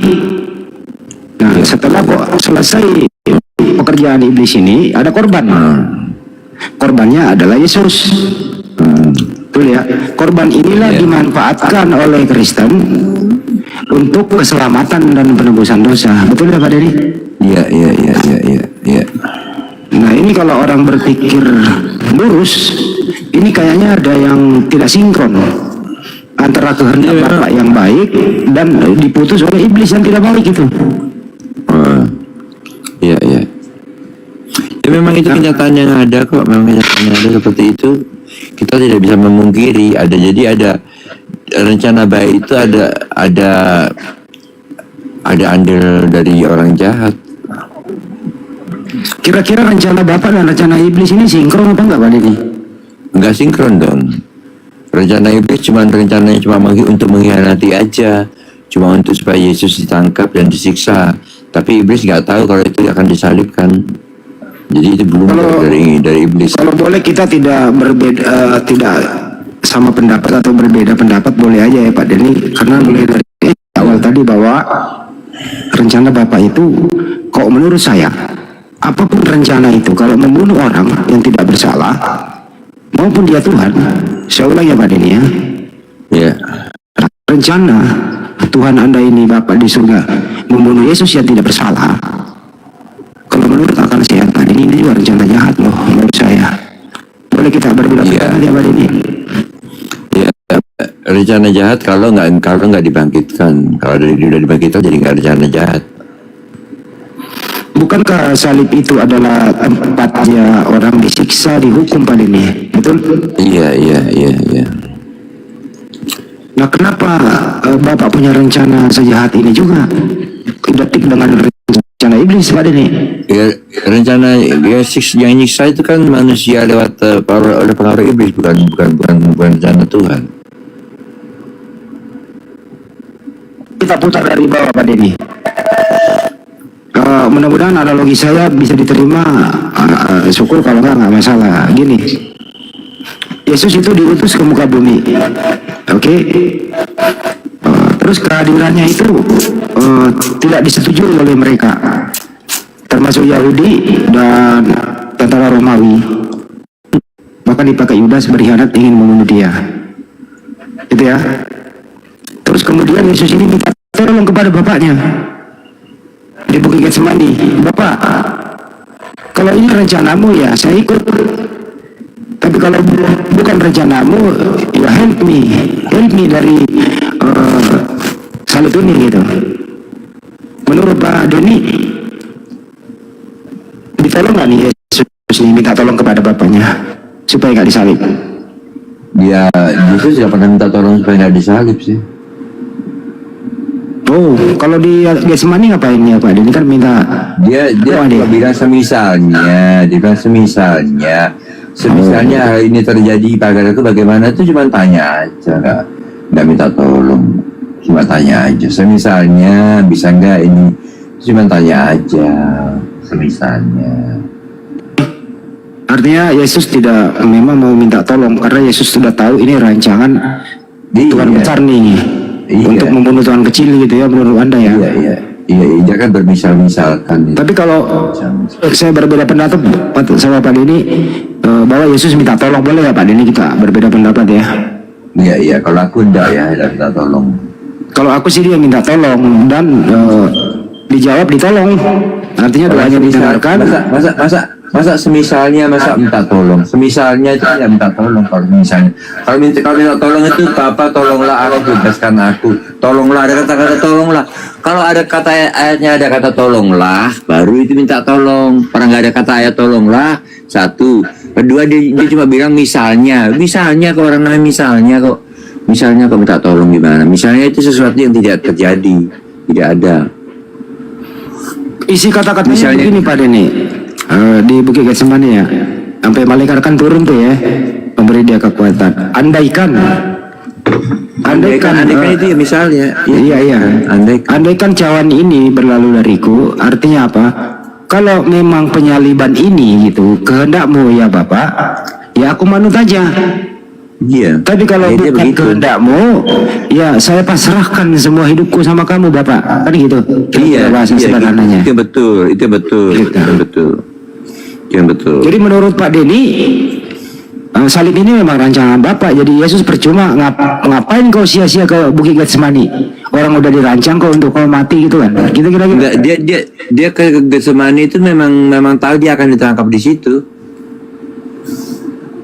Pak, pendapat Pak Denny ke Bukit Getsemani dia ngumpet. Apa dia lagi ngapain itu? Di Bukit Getsemani. Dia lagi menyendiri. Dia sering menyendiri kok. Dia nggak. Ini di di taman Getsemani itu dia bukan pertama kali dia menyendiri, dia sering menyendiri dia. Waktu itu dia bawa murid-murid Pak Denny. Iya, dia kemanapun dia menyendiri tetap selalu sama murid-muridnya. Maksudnya menyendiri dia sama murid-muridnya saja itu sering. Oke. Dia menyendiri bersama muridnya itu sering sekali, nggak cuma pergi ke Semani aja. Tujuan menyendiri kan menghindari kerumunan manusia. Iya. Menghindari orang-orang yang ingin nangkap dia toh. Enggak ada ayat yang berkata. Bukan itu. Dia tuh bukan, dia menyendiri, memang dia suka menyendiri, dia nggak suka keramaian. Dia nggak suka keramaian dia sebenarnya. Dia sering menyendiri dengan muridnya tuh sering sekali dia. Kalau orang dulu menyendiri untuk merefleksikan diri gitu ya. Ya biasanya tuh ya kalau seorang nabi lagi menyendiri itu biasanya tuh mendekatkan diri kepada Tuhan. Alasannya itu lebih ke situ. Alasannya mau mendekatkan diri kepada Tuhan, meninggalkan kebisingan dunia. Jadi karena mereka ingin meninggalkan kebisingan dunia karena mereka ingin mendekatkan diri kepada Tuhan, biasanya begitu. Nah itu begitu. Memang udah dirancang ya. Jadi Yesus di sana itu sudah memang menurut Pak Denny nih mempersiapkan dirinya untuk disalib karena ini karya Bapaknya di surga gitu menurut Pak Denny. Iya makanya ada yang dinamakan perjamuan terakhir. Itu dia udah tahu dia pasti akan ditangkap. Setelah itu dia menyendiri bersama murid-muridnya, dan menyendirinya ini bukan pertama kali, dia sering menyendiri dengan murid-muridnya. Menurut Pak Denny, Pak Denny orang yang sudah tahu sebentar lagi akan disiksa gitu, ditangkap disiksa begitu, itu enggak traumatik itu Pak Denny? Ya, makanya dia saking ketakutannya, makanya pelunya seperti darah. Orang yang akan mengalami eksekusi ya, itu pasti pikirannya kacau itu. Iya, makanya dia kan nangis-nangis sampai kencang-kencangan bercucuran seperti darah. Kalau kita pakai alternatif B Pak Denny, boleh nggak saya kasih alternatif B bahwa Yesus ini kan mulia nih, terus kemudian diselamatkanlah dia, gantilah orang lain yang fasik itu si Yudas saja yang disalib supaya Yesus ini diselamatkan. Bisa nggak pakai alternatif itu Pak Denny? Nggak bisa. Tapi alternatif saya itu sepertinya logis loh, menghormati para nabi, memuliakan para nabi. Memang lebih logis, tetapi kan sudah dinubuatkan 1300 tahun sebelumnya kan sudah dikatakan kakiku akan dipaku dan tanganku akan dipaku. Saya kasih contoh yang lebih logis ya. Dulu ada nabi itu diperintahkan untuk menyembelih anaknya begitu. Tapi Tuhan menggantinya dengan binatang. Jangan manusia dong, binatang aja gitu. Itu logis tau Pak Denny, diganti sama binatang. Iya. Oke. Ya untuk aku ganti binatang juga logis kok untuk aku. Logis kan itu. Nah ini Yesus ini kan mulia nih, tidak bersalah kan gitu, orang baik, utusan Tuhan. Gantiin aja sama orang yang seperti binatang si Yudas itu yang berkhianat. Kenapa enggak gitu Pak Denny? Enggak. Jadi karena itu memang sudah direncanakan, bahkan 1500 sebelumnya sudah tertulis, atau 1000 tahun sebelumnya itu sudah tertulis bahwa nanti kaki Tuhan dan tangan Tuhan akan dipaku. Udah tertulis kok. Jadi itu udah pasti terjadi karena udah ditulis sebelumnya. Jadi Pak Denny setuju nih Yesus ditangkap, kan itu perikopnya ya. Yesus diolok-olok kan gitu ya. Diolok-olok, ditangkap, diludahi gitu ya, terus diberi mahkota berduri, terus kemudian mohon maaf Pak Denny ya, itu dibuka pakaiannya. Itu benar gak sih dibuka beneran pakaiannya Pak Denny? Iya. Tersisakan sedikit apa itu telanjang bulat? Enggak telanjang bulat, ada celana, model kayak celana gitu, kain bikin celana. Seperti yang di patung-patung itu kayak gitu. Iya. Bisa untuk menutup itu ya, aurat ya. Ya oke. Bayang nggak sih sebuah nabi yang kita muliakan di gitu Pak Denny? Enggak lah ya, tapi itu terjadi. Hal-hal kayak gini kemauan Tuhan atau kemauan iblis ya? Ya kemauan Tuhan. Kalau menurut saya kemauan iblis Pak Denny. Kalau kalau dipermalukannya kemauan iblis, kalau disalibkannya kemauan Tuhan, tergantung bagian mana dulu. Ini dua hal yang kontradiksi loh. Ada kemauan Tuhan, tapi pelaksananya itu semacam ada pelajaran yang tidak baik yang bisa dicerna oleh manusia, Pak Denny. Pelajaran baiknya itu, Pak Denny, mohon maaf nih, adanya di Al-Quran. Nabi Isa kagak disalib, diselamatkan. Yang disalib adalah orang yang diserupakan. Kenapa nggak geser begitu aja, Pak Denny? Ya, orang yang bercerita seperti itu kalau di Alkitab itu dikutuk itu. Kan kita berusaha nih mengedukasi semua penduduk di bumi ini nih, bahwa kita setuju Anna Maria itu orang mulia, kita hormati dia, janganlah dia dikutuk, kasihlah orang lain gantinya gitu loh, Pak Denny. Iya. Jadi orang yang berani berkata bahwa Yesus itu tidak disalib itu termasuk orang yang terkutuk kalau menurut Alkitab. Tapi kalau tetap harus kayak gitu kita nggak bisa maksa ya. Saya hanya mengajak Pak Denny, tapi Pak Denny tetap di situ ya, is okay, no problem. Iya. Di sini kan bukan maksa, jadi bukan debat gitu ya. Iya, nah begitu datanya kan. Tapi logis nggak Islam itu, Pak Denny, bahwa Nabi itu mulia, Tuhan yang mengutus dia, menyelamatkan dia, itu Islam. Logis nggak kalau Islam, Pak Denny? Secara kemanusiaan ya logis. Nah, di kekristenan itu kok nggak manusiawi banget gitu loh. Enggak, itu udah masuk dalam kerana ketuhanan. Itu enggak Tuhan. Atau saya ambil analoginya gini. Terus Pak Denny mau milih yang mana nih? Tetap ada yang disalib, dipermalukan, dikutuk, tapi bukan anak Maria, tapi diberi nama Yesus tuh orang. Ya, tidak seperti itu kenyataannya. Karena kalau kita baca Bible secara keseluruhan ya gitu ya, bagaimana sejarahnya Yesus hidup dan data-datanya di Bible, sepertinya mereka juga berselisih paham tentang siapa yang mereka salib, yang mereka tangkap gitu. Tidak ada berselisih paham tentang siapa mereka salib, itu tidak ada. Ada pada dia gitu, tapi oke lah ya. Tidak ada. Yang ada itu berselisih tentang agamanya. Berselisih paham tentang Yesus, Pak Denny ada. Iya, tentang agamanya. Yang satu berselisih tentang apakah Yesus mati atau hidup, itu aja. Tapi nggak ada kata-kata salib, tidak ada. Apa ayatnya kok? Kata salib tidak ada. Mereka bilang Yesus mati, lalu bilang Yesus hidup, itu aja. Tapi nggak ada kata-kata salib. Tapi menurut Pak Denny, kalau Islam itu logis ya, bahwa ya, yang disalib itu orang jahat, bukan orang baik kan gitu ya. Kalau yang Muslim punya ya. Iya.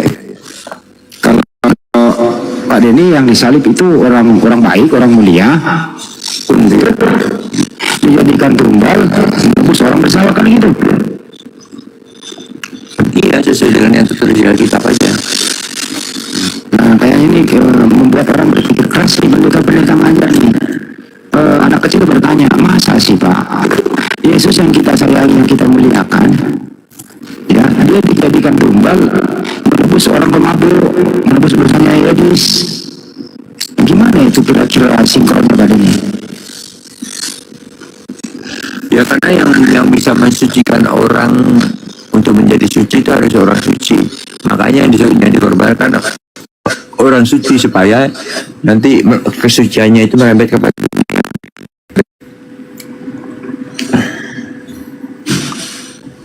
Sebentar ya, teman-teman yang ada di YouTube, Banjumanya di sini nggak ada. Ini api Jabodetabek, Banyuma sebentar lagi gabung, ya.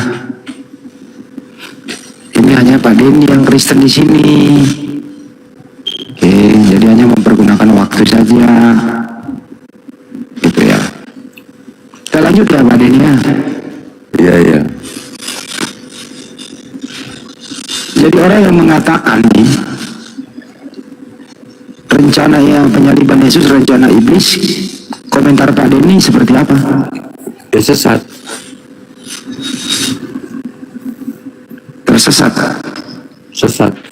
penyesat. Bukannya tersesat, bahaya lagi itu penyesat itu. Boleh nggak saya sebutkan nama-namanya? Grup-grup mereka mengatakan iblis, rencana iblis. Itu Edis, Elia, Sokatu dan kawan-kawan itu. Nggak tahu yang lainnya. Yang jelas yang paling nyata tuh Edis. Mereka sekarang menyerang malah bom-bom yang mengatakan ini rencana Bapak di surga gitu. Jadi Kristen ini terbelah, jemaatnya bingung Pak Denny. Gimana mengatasinya Pak Denny? Ya, cara mengatasinya ya mereka mendengarkan kata-kataku. Karena yang mereka harus mendengarkan dan percaya apa kata-kataku. Selama ini memang udah bertahun-tahun kita angkat topik ini Pak Denny. Cuma kami Muslim yang sering diskusi. Nah, kenapa menjadi viral? Edis lah yang memulai. Akhirnya viral di mana-mana begitu. Iya. Itu pun dimulainya di roomnya bom-bom. Akhirnya menjadi apa? Edis itu penyesat. Alasannya penyesat. Kenapa? Ya karena dia telah memuliakan iblis. Dia kemarin Edis berkata begitu dengan alasan disuruh membaca Yohanes 8:43 sampai 44. Ya. Itu datanya dia pakai. Itu salah, itu datanya itu tak jelaskan ya, data 4344 itu ya. Itu menjelaskan bahwa Tuhan Yesus itu menyindir imam-imam dan menyindir seluruh umat manusia. Maksudnya begini, kalau kamu suka membunuh, kalau kamu suka berdusta, bapakmu itu iblis gitu loh maksudnya. Itu nggak ada, itu memang ada hubungannya dengan penyalipan, tapi itu bukan nubuatan tentang penyalipan. Itu nggak ada hubungan. Waktu pada saat itu mereka tidak membicarakan sama sekali tentang penyalipan. Mereka membicarakan tentang rencana pembunuhan daripada imam-imam. Nah, oleh karena imam itu merencanakan pembunuhan, disindir sama Yesus. Nah, kalau kamu suka membunuh atau merencanakan untuk membunuh, ya kamu bapaknya iblis. Dan juga kalau kamu suka berdusta, siapapun juga di dunia ini, kalau masih suka berdusta, ya bapaknya iblis gitu loh. Menurut penjelasan Edis di Yohanes 8:43-44 itu tertulis di situ bahwa iblislah yang menjadi bapakmu sehingga kau ingin membunuhku gitu. Sudah aku jelaskan, aku nggak perlu menjelaskan balik-balik. Sudah aku jelaskan barusan. Jadi itu adalah kata-kata sindiran. Jadi kata-kata kesindiran Yesus kepada imam-imam itu yang mau membunuh dia. Disindir, bapakmu itu iblis, kamu itu mau membunuh aku, ya bapakmu itu iblis gitu. Kamu juga mau berdusta, ya bapakmu juga iblis gitu. Maksudnya begitu.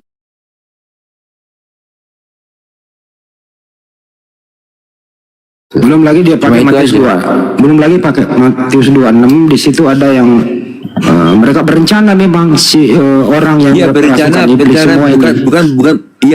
tapi bukan berencana untuk menyalibkan, tetapi berencana untuk mengkhianati. Beda. Berencana untuk mengkhianati dan berencana untuk menyalib beda. Kalau di ayat itu kan jelas. Kalau ayat itu kan jelas berencana Tuhan untuk disalibkan, kan jelas. Kalau ayat itu kan. Jadi kalau Pak Denny disalibkan.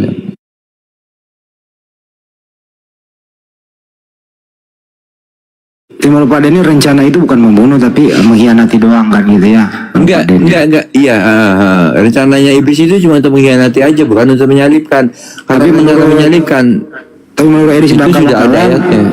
Di situ yang punya rencana jahat Kayapas gitu ya, tua Yahudi, tentara Romawi melibatkan Yudas. Mereka memang rencana untuk membunuh Yesus gitu Pak Denny. Iya, rencana untuk membunuh, memang rencana untuk membunuh Yesus, tetapi mereka nggak tahu caranya gimana, belum tahu. Mereka tahu mau disalibkan itu rencana setelah sampai di Pilatus. Di Pilatus baru ditentukan apa disalibkan, apa ditombak, atau dikasih dibikin batu, atau digantung. Nah, penyaliban itu diputuskan baru setelah adanya Pilatus. Sebelum ada Pilatus, orang masih belum tahu akan diapakan, belum tahu. habis itu kan ditangkap baru dibawa ke salib Pak Denny. Ya setelah diadili baru ketahuan kalau Yesus itu mau disalib, tapi sebelum diadili semua orang nggak tahu mau diapakan, nggak tahu. Kira-kira Pak Denny yang mempunyai ide disalib siapa ya? Ya imam-imam besar pada saat itu. Itu ide itu dari mana? Itu petunjuk Tuhan atau petunjuk iblis? Itu diilhami oleh Tuhan. Maksud saya ini contoh Pak Denny, ada sebuah orang ditangkap nih. Enggak, bukan iblis. Kalau salib bukan iblis dong. Kalau salib bukan iblis dibilangin kok. Kan gini Pak Denny, tentara Romawi udah menangkap Yesus nih. Nah, kan tentu ya gimana cara menyelesaikannya nih kan gitu. Nah ide siapa ya? Disalib aja dia gitu loh. Apakah ada ide lain? Jangan disalib deh dia. Pakai gitu. Kenapa langsung ke salib gitu Pak Denny pertanyaannya? Ya karena hukuman pada saat itu yang normal untuk penjahat itu ya disalib. Berarti dia meniru bagaimana Elohim itu ya menyalib orang fasik dan terkutuk, dan jangan biarkan mayatnya semalaman itu diturunkan gitu di Ulangan 21, 22, 23 itu. Jangan-jangan dia berguru di situ. Mungkin. Itu ya Pak Denny ya. Ya tiba-tiba kesalib, artinya mereka, oh iya Elohim pernah menghukum orang jahat, terkutuk gitu ya. Nah bagaimana kalau orang ini kita laksanakan yang sama kan gitu. Kenapa nggak mengambil alternatif lain misalnya di hukum yang lain, saya nggak usah menyebutkan ya. Tiba-tiba salib gitu loh keputusannya Pak Denny. Iblis loh ini mengambil keputusan Pak Denny, iblis gitu. Ya. Ngeri kali loh itu saat itu menentukan nasib seseorang untuk diselesaikan di tiang salib gitu loh. Maksud saya ini orang jahat banget gitu. Kenapa harus salib? Kenapa nggak ditidurkan aja, kasih apa gitu yang halus? Dipermalukan pula lagi Pak Denny. Tindakan mereka ini kak jahat banget gitu ya. Iya. Nah ini kalau kami Muslim imannya nggak ke situ Pak Denny. Iman kami ya bisa diselamatkan, yang disalib itu ya itulah dikena hukuman Tuhan. Ya. Artinya apa? Janganlah kalian di muka bumi ini, kalian semua ini manusia-manusia ya yang diberi akal sehat, janganlah kalian berbuat kerusakan di muka bumi. Jangan kalian membunuh orang yang tidak bersalah tanpa sebab. Kalian akan dikenakan hukuman yang sama. Nah, itu peringatan buat umat Islam, tidak boleh membunuh orang yang tidak bersalah. Dalam ajaran Islam, membunuh satu orang yang tidak bersalah tanpa sebab sama dengan membunuh semua umat manusia. Makanya iman Islam itu tidak ada namanya.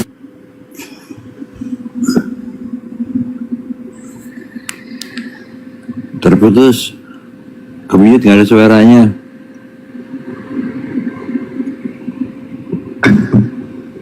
Nggak ada suaranya. Ada suara Pak Andi.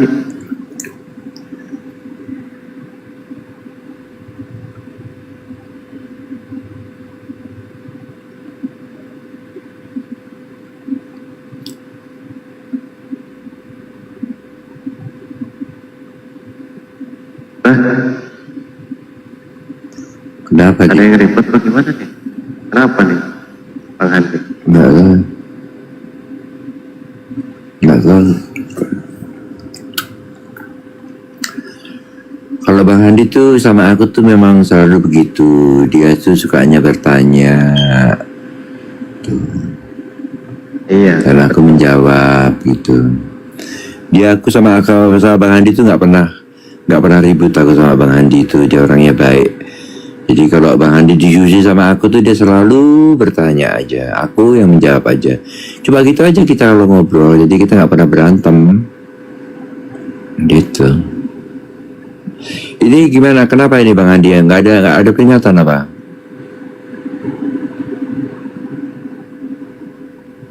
Ya ada tapi di sini. Ayo Kores, maju Kores.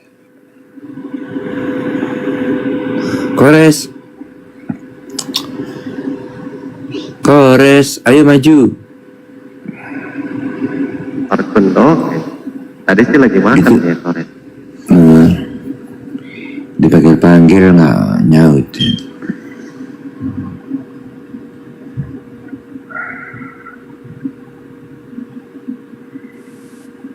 turun Bang Handi. Turun. Oke Pak Denny, saya mau tanya ya buat Pak Denny ya. Iya. Tadi kan kata Pak Denny kan Tuhan nggak mungkin kerjasama dengan iblis gitu kan? Iya. Tapi di ini Pak Denny yang mau saya tanyakan di Ayub 23 di Ayub itu juga tidak kerjasama. Itu juga tidak kerjasama. Karena pas isinya gini di Ayub 23 ini kan firman Tuhan kepada iblis, apakah engkau memperhatikan hambaku Ayub, sebab tiada seorang pun di bumi seperti dia yang demikian soleh dan jujur, yang takut akan Tuhan dan menjauhi kejahatan. Ia tetap tekun dalam kesalehannya, meskipun engkau telah membujuk aku melawan dia untuk mencelakakannya tanpa alasan. Nah, di sini kan dilihat iblis pernah membujuk Tuhan untuk mencelakakan Ayub, tapi Tuhan menolaknya karena Ayub ini orang baik dan jujur gitu kan. Nah, pertanyaan saya, apa mungkin ketika ada rencana iblis untuk mencelakakan Yesus yang orang saleh juga jujur, kenapa Tuhan malah membiarkan gitu? Bukan membiarkan, malah merencanakan kok itu rencana dia. Jadi bukan cuma aja membiarkan, lebih dalam lagi ya, memang dia yang merencanakan. Jadi lebih dalam lagi. Ya berarti lebih mulia Ayub dong daripada Yesus, sedangkan Ayub diselamatkan gitu kan? Enggak masalah mulia Ayub, enggak ada kata-kata Ayub itu di enggak ada kata ayat yang mengatakan Ayub itu enggak pernah dimuliakan. Itu enggak ada kata-kata Ayub dipermuliakan, tuh enggak ada ayat seperti itu. Kalau Yesus dimuliakan ada. Nggak, karena gini Pak, kalau seandainya Tuhan itu merencanakan, berarti Tuhan pun pernah dibujuk oleh iblis untuk mencelakakan Ayub. Nah, kalau seandainya memang iblis terlibat, Bapak terlibat, apakah mungkin kejadian ini terjadi lagi ketika iblis mencoba membujuk Tuhan untuk mencelakakan Yesus gitu? Enggak. Itu karena itu bukan rencana iblis. Iblis itu justru menolak kalau Yesus itu disalib. Contohnya waktu perjamuan terakhir itu kan Yesus kan cerita, nanti aku akan dianiaya, ditangkap, dianiaya, dibunuh dan bangkit lagi. Nah terus Petrus bilang, nggak mungkin terjadi pada dirimu. Itu iblis yang ngomong gitu. Nggak mungkin itu terjadi pada dirimu. Jadi iblis malah menolak. Ya tapi kan iblis ngomongnya nggak bisa dipercaya kan, karena di Lukas 4:13 kan dia katakan dia akan menunggu waktu yang baik, ya kan, karena dia gagal mencelakai Yesus ketika di atas bukit apa namanya. Nah terus akhirnya iblis pergi kan dari percobaan mencoba Yesus, akhirnya dia mundur dan menunggu waktu yang baik gitu kan. Artinya kan masih ada rencananya gitu kan, tapi caranya mungkin ya waktunya tepat, karena orang Yahudi juga pengen Yesus disalib, ya dia cari cara nih, udah di Yudas nih untuk melancarkan aksi para imam-imam gitu kan. Nanti kan berarti iblis memang merencanakan gitu kan. Ya, tapi iblis nggak mungkin merencanakan penyaliban, karena oleh karena penyaliban itu orang akan masuk dalam surga. Apakah iblis mau menyalib Yesus supaya orang masuk dalam surga? Kan nggak masuk akal. Iya, karena memang iblis tahu itu bukan konsep Tuhan. Iblis itu tahu hanya mencelakakan Yesus gitu kan. Kalau masalah misalnya penyaliban itu akan memasukkan orang ke surga, itu juga bukan pengajaran Yesus. Itu kan baru pengajaran setelah Yesus nggak ada gitu kan. Enggak, itu pengajaran yang ada di Alkitab itu aja, kamu harus tahu itu. Iya, tapi setelah Yesus nggak ada gitu kan. Artinya Yesus nggak pernah mengajarkan tentang itu kan. Malah Yesus banyak mengajarkan untuk masuk surga itu dengan bertobat. Ya kan, malah orang-orang di surga, makhluk di surga itu lebih bersuka cita melihat satu orang bertobat gitu. Itu ya ajaran Yesus kan. Jadi dia lebih mengarahkan orang-orang itu untuk bertobat gitu. Jadi ya, bukan untuk orang yang orang baik, tapi orang berdosa, kata Yesus kan. Jadi ajaran penyaliban itu adalah penebusan dosa, itu ajaran Alkitab. Nah, ajaran Alkitab itu asalnya dari Tuhan, karena itu diilhami oleh Tuhan, jadi berasal dari Tuhan juga. Jadi Yesus tahu.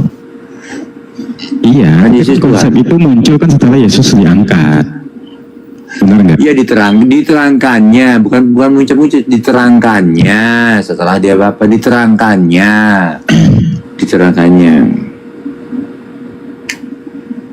Tapi kan nggak ada kan pernyataan Yesus bahwa untuk masuk surga itu lewat penyaliban, itu kan nggak ada. Karena kalau saya baca banyak Yesus mengatakan dengan bertobat, ya kan. Terus apa namanya mengikuti hukum Taurat. Kalau perkataan Yesus langsung nggak ada, memang nggak ada. Ya itu maksudnya. Nggak ada. Tapi hal itu diterangkan di ayat lainnya, nggak jadi masalah. Ya karena kan secara logika kan gini Pak Dene, iblis itu kan hanya dalam pikiran dia hanya ingin mencelakakan Yesus kan. Kalau tujuannya ada penyelamatan itu kan dia nggak tahu. Dia nggak tahu. Iya, artinya proses penyelamatan itu dia ikut andil. Memang tidak tahu tujuannya apa gitu, tapi tujuan dia hanya mencelakakan Yesus gitu kan. Iya betul. Nah, jadi yang jadi pertanyaan bagi kita kan, jadi itu blundernya iblis itu blunder di situ. Dia pikir cuma mencelakakan saja, ternyata disalibkan, jadi dia blunder, dia goblok. Iblis itu goblok, dia blunder. Iya, artinya kan Tuhan menggunakan jasa dia kan. Tidak, ya benar menggunakan jasa dia. Termasuk imam-imam kan Imam Kayafas juga udah menubuatkan di awal sebelum itu kan, bahwa dia akan harus mati Yesusnya itu kan.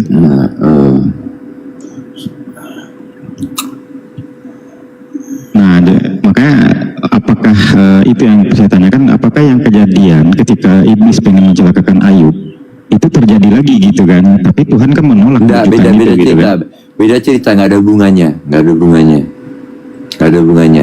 Jangan disambung-sambung kalau nggak ada hubungannya. Enggak, kita kan di sini melihat konsep Tuhan nih. Kan kalau Tuhan menginginkan hal seperti itu, bagaimana ketika Ayub aja Tuhan menyelamatkan gitu kan? Enggak, gini, Ayub itu tidak direncanakan. Jadi beda konsep, beda cerita. Ayub itu tidak direncanakan Tuhan. Karena kan yang kita lihat itu kan kemauan Tuhan, benar nggak Pak Dani? Karena Tuhan itu kan pasti maunya orang-orang benar diselamatkan gitu kan. Sama kayak di Amsal 11 ayat 8 itu pada ini dikatakan orang benar diselamatkan dari kesukaran, lalu orang fasik menggantikannya gitu. Terus di Amsal 21:18 orang fasik dipakai sebagai tebusan bagi orang-orang benar dan pengkhianat sebagai ganti orang jujur gitu kan. Nah itu kan kemauan Tuhan di situ. Jadi orang fasik dijadikan tebusan bagi orang benar gitu kan. Iya. Ya, tapi ada berarti ada juga kemauan Tuhan bahwa orang suci dikorbankan untuk orang yang tidak benar, ada juga berarti. Di mana itu Pak Dani? Ada nggak di perjanjian lama Tuhan berfirman di situ? Coba kita cariin ya.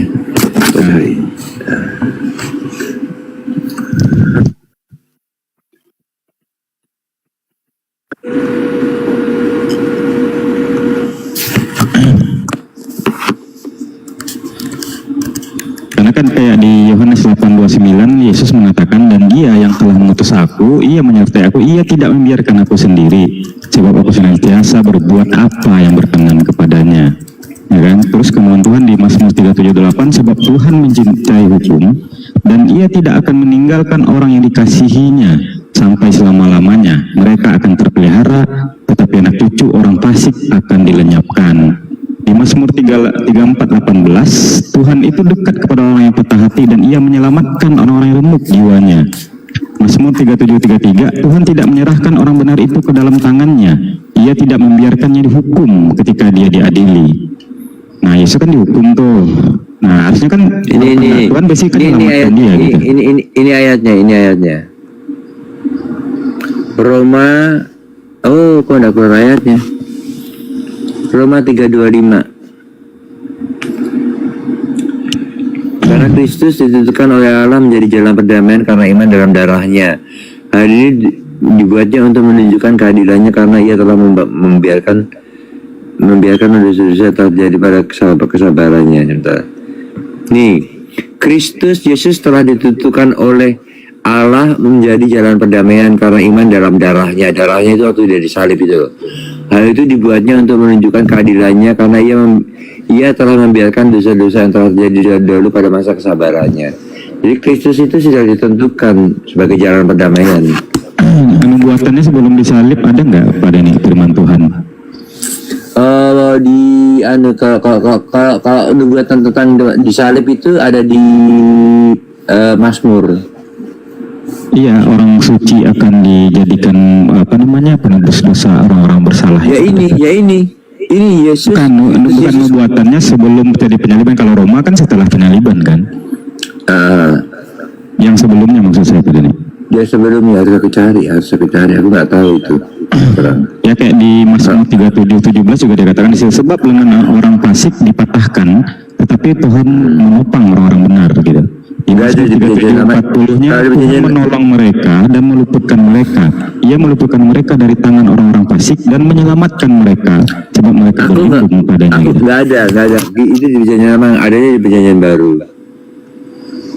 Iya, karena kebanyakan saya lihat di Mazmur sama Amsal ini itu malah Tuhan itu lebih membela orang benar daripada orang fasik gitu kan, malah orang fasik yang akan dilenyapkan gitu.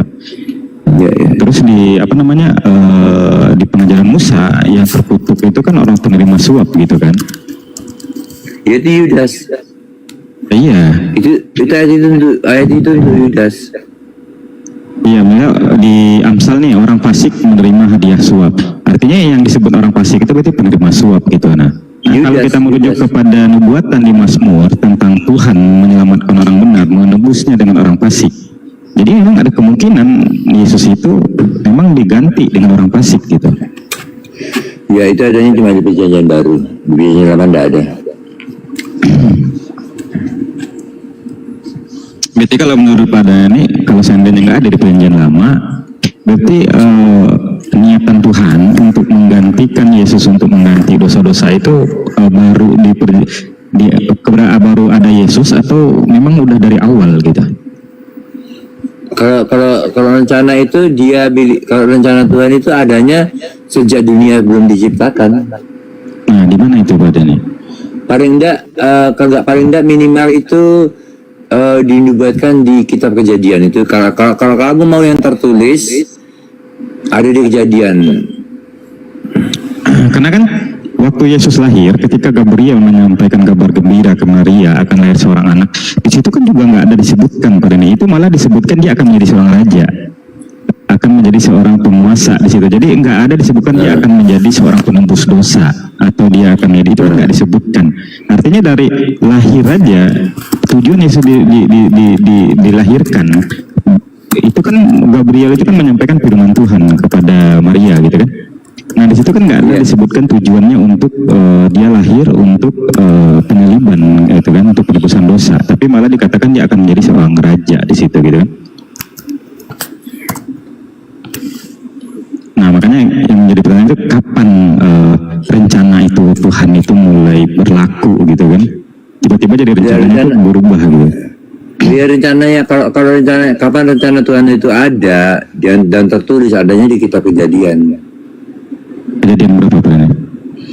Waktu dinyatakan dia akan meremukkan melukai tumitmu dan akan meremukkan kepalanya dan engkau akan meremukkan kepalanya, itu nubuatan tentang penyaliban itu. Nah sama juga pertanyaan kayak Pak Rani tadi tuh, kapan kepalanya terantuk batu, kapan kakinya tertutup, nah kapan kepala Yesus diremukkan gitu kan? Kan sama pertanyaan kayak begitu baliknya kan? Kepala itu ya itu arti daripada ayat itu mengatakan tentang penyaliban itu. Iya, enggak, tadi kan Rani ada bantah tuh, kapan kaki Yesus terantuk batu. Nah berarti kan ada kembali ke pertanyaan dong, kapan kepalanya diremukkan gitu. Ya, tapi ini kalau yang ini kan kalau itu kan tadi kan harafiah, kalau yang ini kan kiasan. Oh gitu. Harus bedakan. Beda. Harafiah dan kiasan. Iya beda. Yang satu itu harafiah kakinya terantuk betul, yang satu adalah kiasan, jadi beda.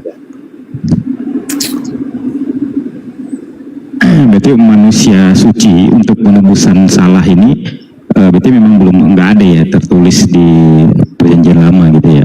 Nggak ada, adanya di perjanjian baru. Perjanjian baru ya, oke. Ya karena kan kita lihat di perjanjian lama itu malah Tuhan itu nggak mau orang-orang benar itu dihakimi, nggak mau dianiaya gitu kan? Iya. Dan saat Yesus lahir juga nggak disebutkan sama Gabriel bahwa dia tuh dilahirkan tuh. Tapi kalau penebusan dosa kan? Kalau tanya di perjanjian lama ada enggak Tuhan itu tangannya dipaku, kakinya dipaku, ada. Di mana itu Pak Dani? Di Mazmur 22. Itu tangan dan kaki Tuhan itu dipaku. Mazmur 22. Mazmur 22 ya. Kalau di Mazmur 22 ada tertulis kaki dan tangan Tuhan dipaku. Mazmur 22 ayat. Kita cariin ya.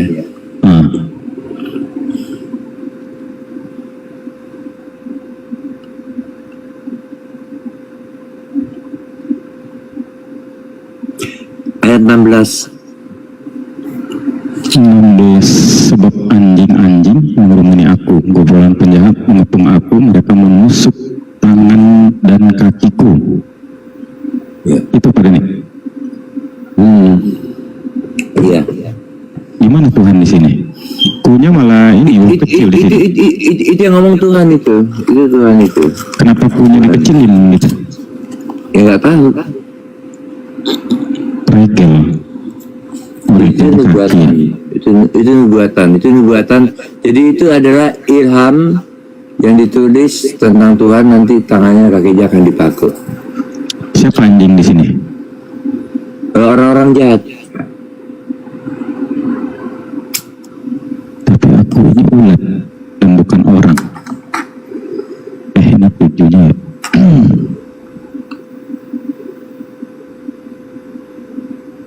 Ia menyerah kepada, di mana firman Tuhannya di sini, Pak? Tapi Engkau Tuhan janganlah jauh. Itu bukan firman Tuhan, itu tulisan firman Tuhan yang ditulis oleh Raja Daud. Iya, maksudnya kan berarti kan ini kan ketika berarti kan pada ini bilang ini ke Tuhan gitu kan. Berarti kan harusnya ada Tuhan telah berfirman atau beginilah firman Tuhan gitu kan. Enggak. Itu pada saat itu Tuhan tidak sedang berfirman, tetapi Tuhan sedang mengilhami Raja Daud. Jadi beda. Tetapi Engkau Tuhan, ya berarti dia berbicara ya kepada Tuhan gitu ya. Janganlah jauh, ya kekuatanku segeralah menolong aku. Nah ini akunya kecil ini, berarti akunya Daud berarti kan. Lepaskanlah aku dari pedang, berarti aku Daud, dan nyawaku dari cengkeraman anjing. Selamatkanlah aku dari mulut singa. Dan ya berarti kunya di sini Daud dong, karena kunya kecil pada nih. Iya, kalau aku yang di sini Daud kan nggak pernah dipaku tangan kakinya. Iya, tapi kan di sini dia berdoa supaya kalau kamu memaksakan kehendak itu aku itu adalah Daud di ayat 16-nya. Daud tuh nggak pernah dipaku kaki tangannya.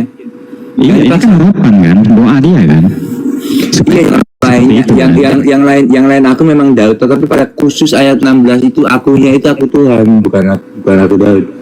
Ya soalnya kunya kecil di sini. Iya. Karena ini kan semacam harapan ini kan, dia berdoa kepada Tuhan kan. Karena ini ilham. Karena ini ilham.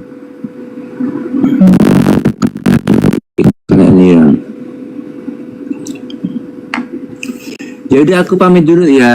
Aku mau ini mah doa ini. Makanya perikomnya Allah jangan tinggalkan aku gitu. Berarti doa ya. Iya.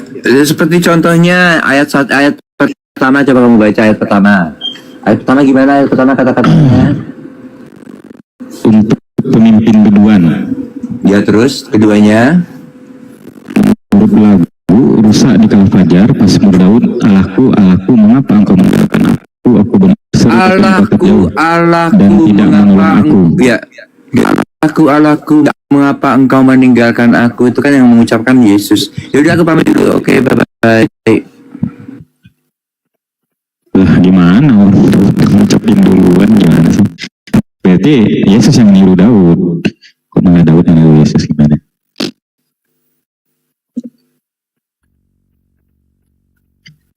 Ini doa Daud kok jadi nubuatan.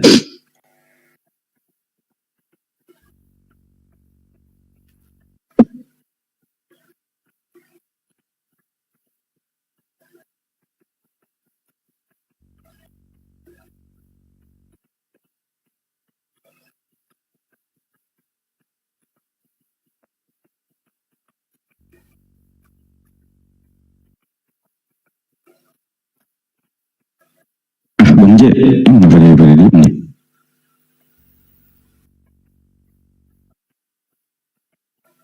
Iya kabur dia, karena